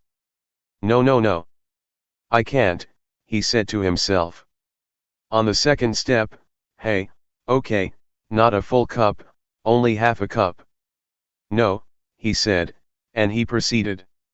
The bar was not very big, but those few moments seemed to last a very long time. Then, another thought came up, "Okay, 1/4. Better not," said a voice in his mind. Suddenly, his friend in the bar called, "Hey, come come." Again, he refused. But then he thought, "Hey, it will break the friendship if I refuse his offer." But, he was still determined not to drink. Thoughts of every rationale you can imagine flashed through his mind. Nevertheless, he finally passed the store. "I've done it. I am the winner." He was suffused with a sense of victory. Suddenly, a thought came up, "Hey, let's celebrate the victory." He then turned back to the bar. Thoughts can trick us. They are very rational, and can turn even victory into disaster. We should not believe them but try to see them, so we do not fall into their trap. So, mindfulness is very important even in daily life. Every year many old women would come to see Ajahn Chah, a big master in northeastern Thailand, and ask his permission for them to stay at the temple, because they had quarreled with their husbands. Everybody would say, "I will stay here for life. I will not go back to my house anymore. I am fed up with him. No more. I am disenchanted with the household life. Please allow me to stay and practice with you." A few days later, the husbands would come, visit them, and ask them to go home. The women who had been determined to stay in the temple for life, would change their minds after a small chat and decide to go home. Even strong, powerful, and quite determined thoughts can disappear, or wear out, after a few days passed. You may have noticed that you have a lot of good thoughts or ideas during the practice. "I want to do this, I want to do that, after I go home I will do this, I will do that." But if you do not jump into that thought or idea, and just see it and ignore it, after a few hours or a few days, you will find that that thought becomes weak and is not as interesting anymore. When you have a beautiful or great idea, you need to remind yourself, "It is not sure." This is the third mantra I will give you. Do you remember the first two mantras? Never mind and, that's the way it is. Now, the third one, it is not sure, or is that so? If you reach some conclusion about someone, like, this guy is very bad, this guy is unfaithful to me, this guy is deceiving me, or this guy is very good, he is very generous, you should say the mantra to yourself, "Is that so, or that is not sure?" If it is a real thought, a real judgment and the right conclusion, it will last. Otherwise, it will waver and weaken. So try to see thoughts as they really are, unstable, uncontrollable, and unreliable. Unless they are born out of wisdom or mindfulness, they are completely unreliable. This is just the first step of insight into the nature of thoughts. During the practice, you may reach this understanding, and later you will see the deeper characteristics of thoughts and emotions. Luangpor repeats many times, they are impermanent. They are unsatisfactory. They are not self. Even happiness, pleasant feelings, or the bliss from meditation, are ultimately unsatisfactory. After you have been absorbed by joy for a while, you will feel that it is not enough. You want more. If you attain the first absorption, in the first few days, you feel very happy. Later, you find that you want more. You want the second absorption. You want more and more, because your level of happiness has increased. You need more happiness to satisfy your new higher standards and expectations. It will never end. But if you are mindful enough, and do not fall into the trap of happiness or pleasant feelings, you will feel content. You will have contentment. You will know what self-contentment, modesty, and moderation mean. Moderation is possible only for those who have mindfulness. Otherwise, you just need more, and it will never end. This is about unsatisfactory. The last characteristic is selflessness or no self, which is very important. You may be able to understand this, when you see that the thoughts you have are not really yours. If you are mindful enough, you will see that this is not my thought, this is not my emotion. But without mindfulness, you tend to grasp it, taking it as your own. We are likely to take it to be me, to be mine. This is mine, this belongs to myself. This thought is my thought. If you disagree with my thought, you disagree with me. You take it personally. A lot of problems arise because of such disputes. When your friend disagrees with an idea which you take to be yours, to be yourself, you tend to be angry. Since you feel that he or she is questioning you. But, if you take this idea as just an idea presented by you without attachment to it, it does not matter at all if your friend disagrees with your idea. With your practice, you keep being aware of the thought, you see it come and go, arise and cease, occur and pass away. If you try to grasp or maintain beautiful feelings or pleasant emotions, they will resist your attempt. You will realize that they are uncontrollable and not yours. They cannot be yours. If you have this insight, you will understand why we cannot and should not believe our thoughts, because they just come and go, they have no self. This is what Luangpor tries to instruct you, but you do not need to rush or try to have such insight. If you repeatedly take notice of your thoughts, if you know them and are aware of them, the insight will come by itself. The nature or the characteristic of thoughts and emotions, or all mental states, will be apparent to you. That's why Luangpor says, the truth will reveal itself. Our job is to obtain or sustain awareness. So just stay aware and the process will lead you to the truth. That's all for this morning. July 12, 1997. Meditators for Friends.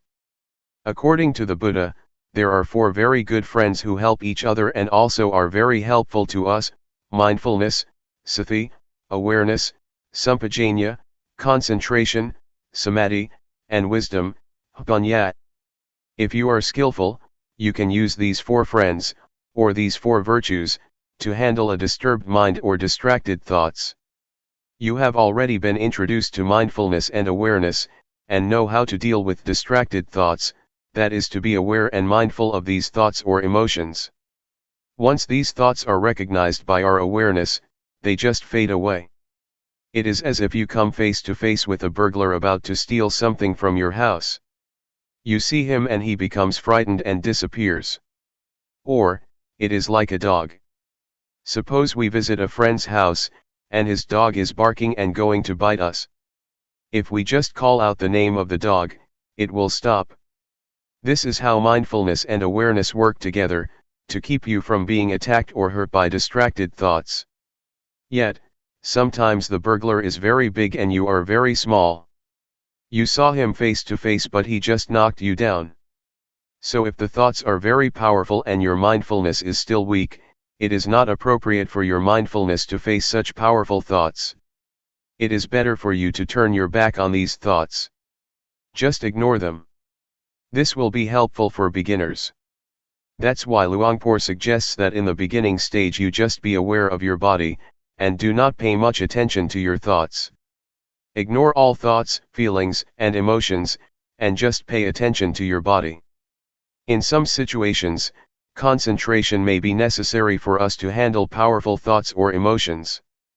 Concentration, in this case, means fixing our mind on something that can turn our attention from distracted thoughts.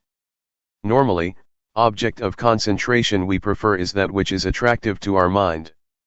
For example, if you get angry and want to get rid of the anger, you may find it easy to turn your mind or your attention from anger to music, toys, or whatever gives you pleasure. If you are attentive enough to the object that you have chosen to be attentive to, a few minutes or a few hours later, you will find that the anger has disappeared. Anger, like any emotion or thought, is like fire, it needs fuel. Normally, it is sustained because we ourselves keep adding fuel to the fire, so it keeps burning. If we turn our attention to something else, or do not put firewood into the fire will be extinguished because there is no wood to consume. Yet, in reality, we cannot depend on music or something external to us all the time, because anger can take place anytime, in the subway, or during a conversation. So we need to depend on ourselves, by choosing those we already have as objects for concentration. That is why the master suggests you use the breath or your body's movement as the object of meditation. When you feel disturbed by thoughts or emotions, you should just turn your mind back to the breath or your body's movement. Gradually, the thoughts or disturbing emotions just disappear. In the beginning, the breath or your body's movement is not powerful enough to attract your mind. It is less attractive than music, sports, etc. Yet, if you practice enough, your mind will become familiar with the breath or your body's movement, and it can be in harmony or as one with them easily. The fourth friend is wisdom. This has a lot of meaning. When you become distracted by your thoughts and do not know how to deal with them, you may try to bargain with them. You may say to yourself, "Okay, I will talk with you later," or "I will think this thought later, but not now." You negotiate with them. To bargain with the thoughts, saying, "After this retreat I will recall you again, but not now," is a technique you can use to reduce the thoughts. Normally, only the advanced practitioner can use wisdom to handle the thoughts, because it is a method that requires one to come face to face with one's thoughts and emotions. If your mindfulness is not powerful enough, your thoughts or emotions will just trap you, or trick you, persuading you to fall into them.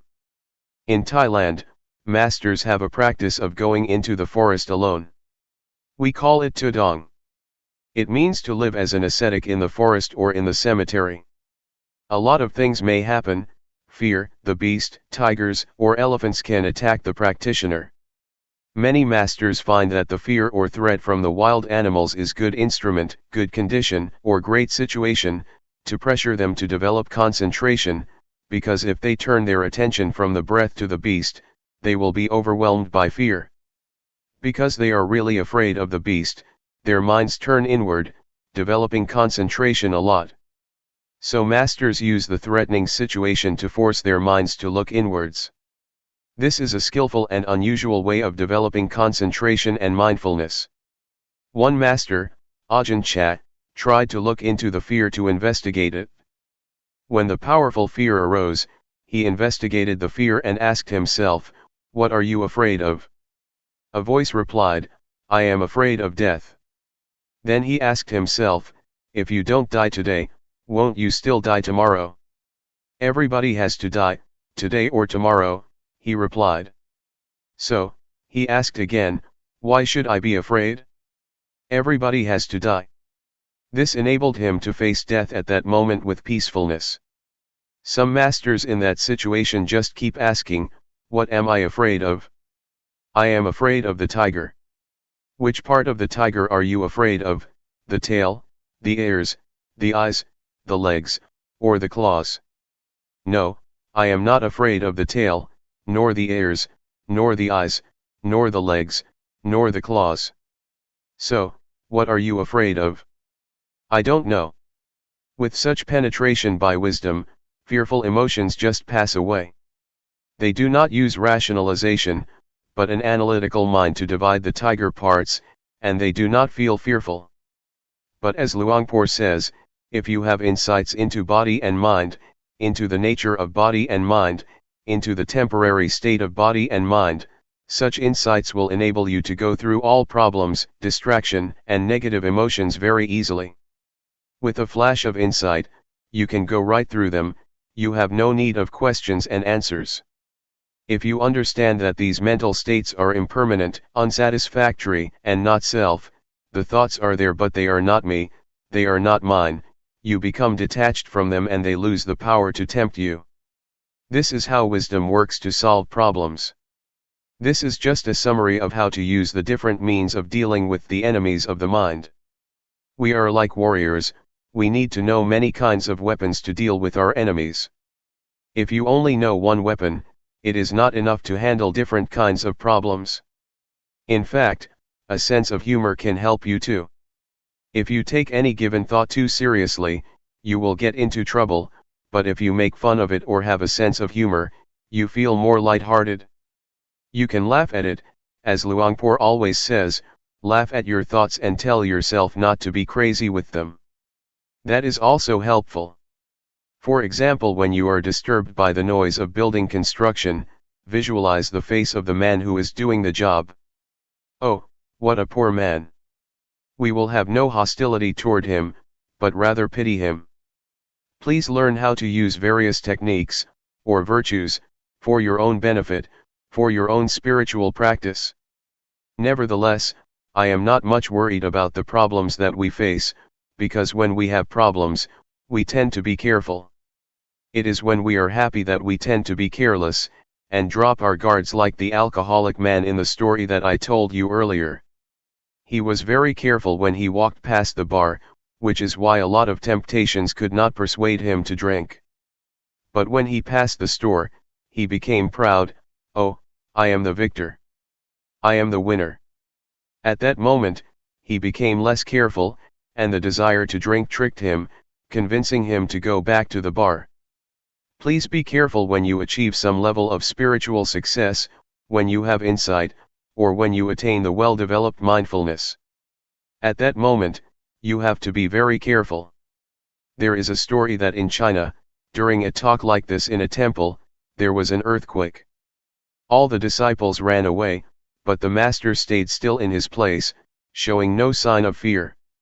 The next day, after the chanting and the Dhamma talk, there was question and answer session. One student asked, "What is mindfulness?" The master replied, "Mindfulness is the ability to be calm in time of danger. For example, did you see me? When there was an earthquake, I could stay still and drink water without showing any signs of fear. Did you see me tremble? No." One student answered, "You did not drink water. You drank soy sauce." So, please be very careful with pride and conceit. They are very dangerous. Conceit is the last obstacle that only the Arahant can get rid of. Be careful. July 12, 1997. Meditation in action. Meditation enables us to be with ourselves, to see ourselves speaks, sometimes silently, sometimes loudly, sometimes frustratedly, and sometimes happily. You can see how silent or how loud your mind is. We need time to converse with ourselves, to see ourselves, because most of the time our attention is turned to our surroundings, to television, to books, to work, or to our families. We do not have much time to be with ourselves, despite the fact that we should be our best friends. The practice of meditation is the way to make yourself your own best friend, as much as it can be. There is another kind of friend, a bad friend, the friend who seems to agree with us all the time, who spoils us without ever resisting or disagreeing with us. This is not a good friend. A good friend is a friend that keeps reminding you of the proper way of living, who keeps reminding you not to be lost in yourself. Mindfulness works like that.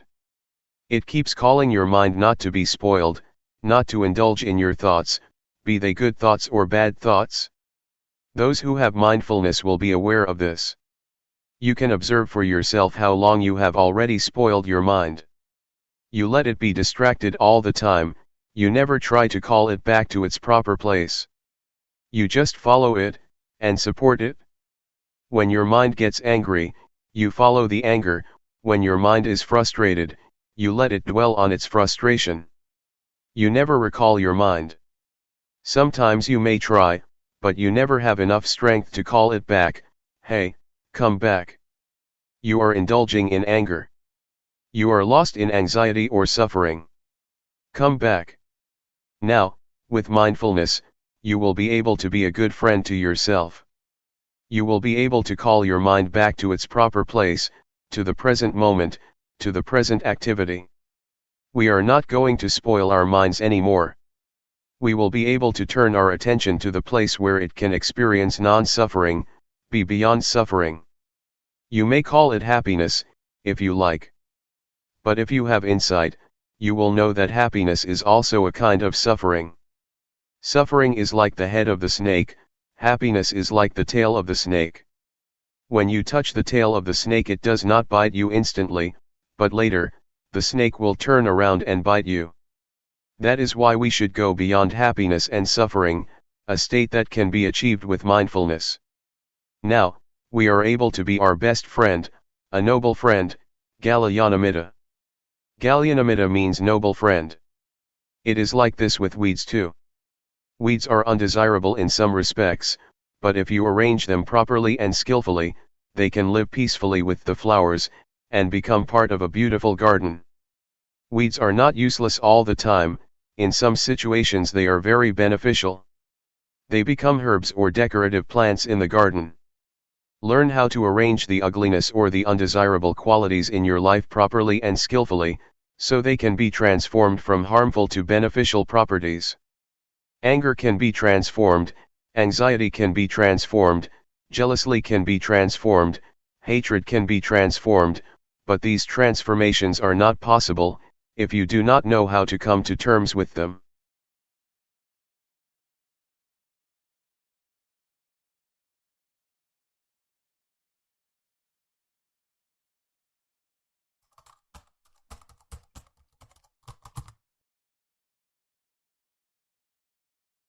May all beings be at ease, whatever living beings there may be,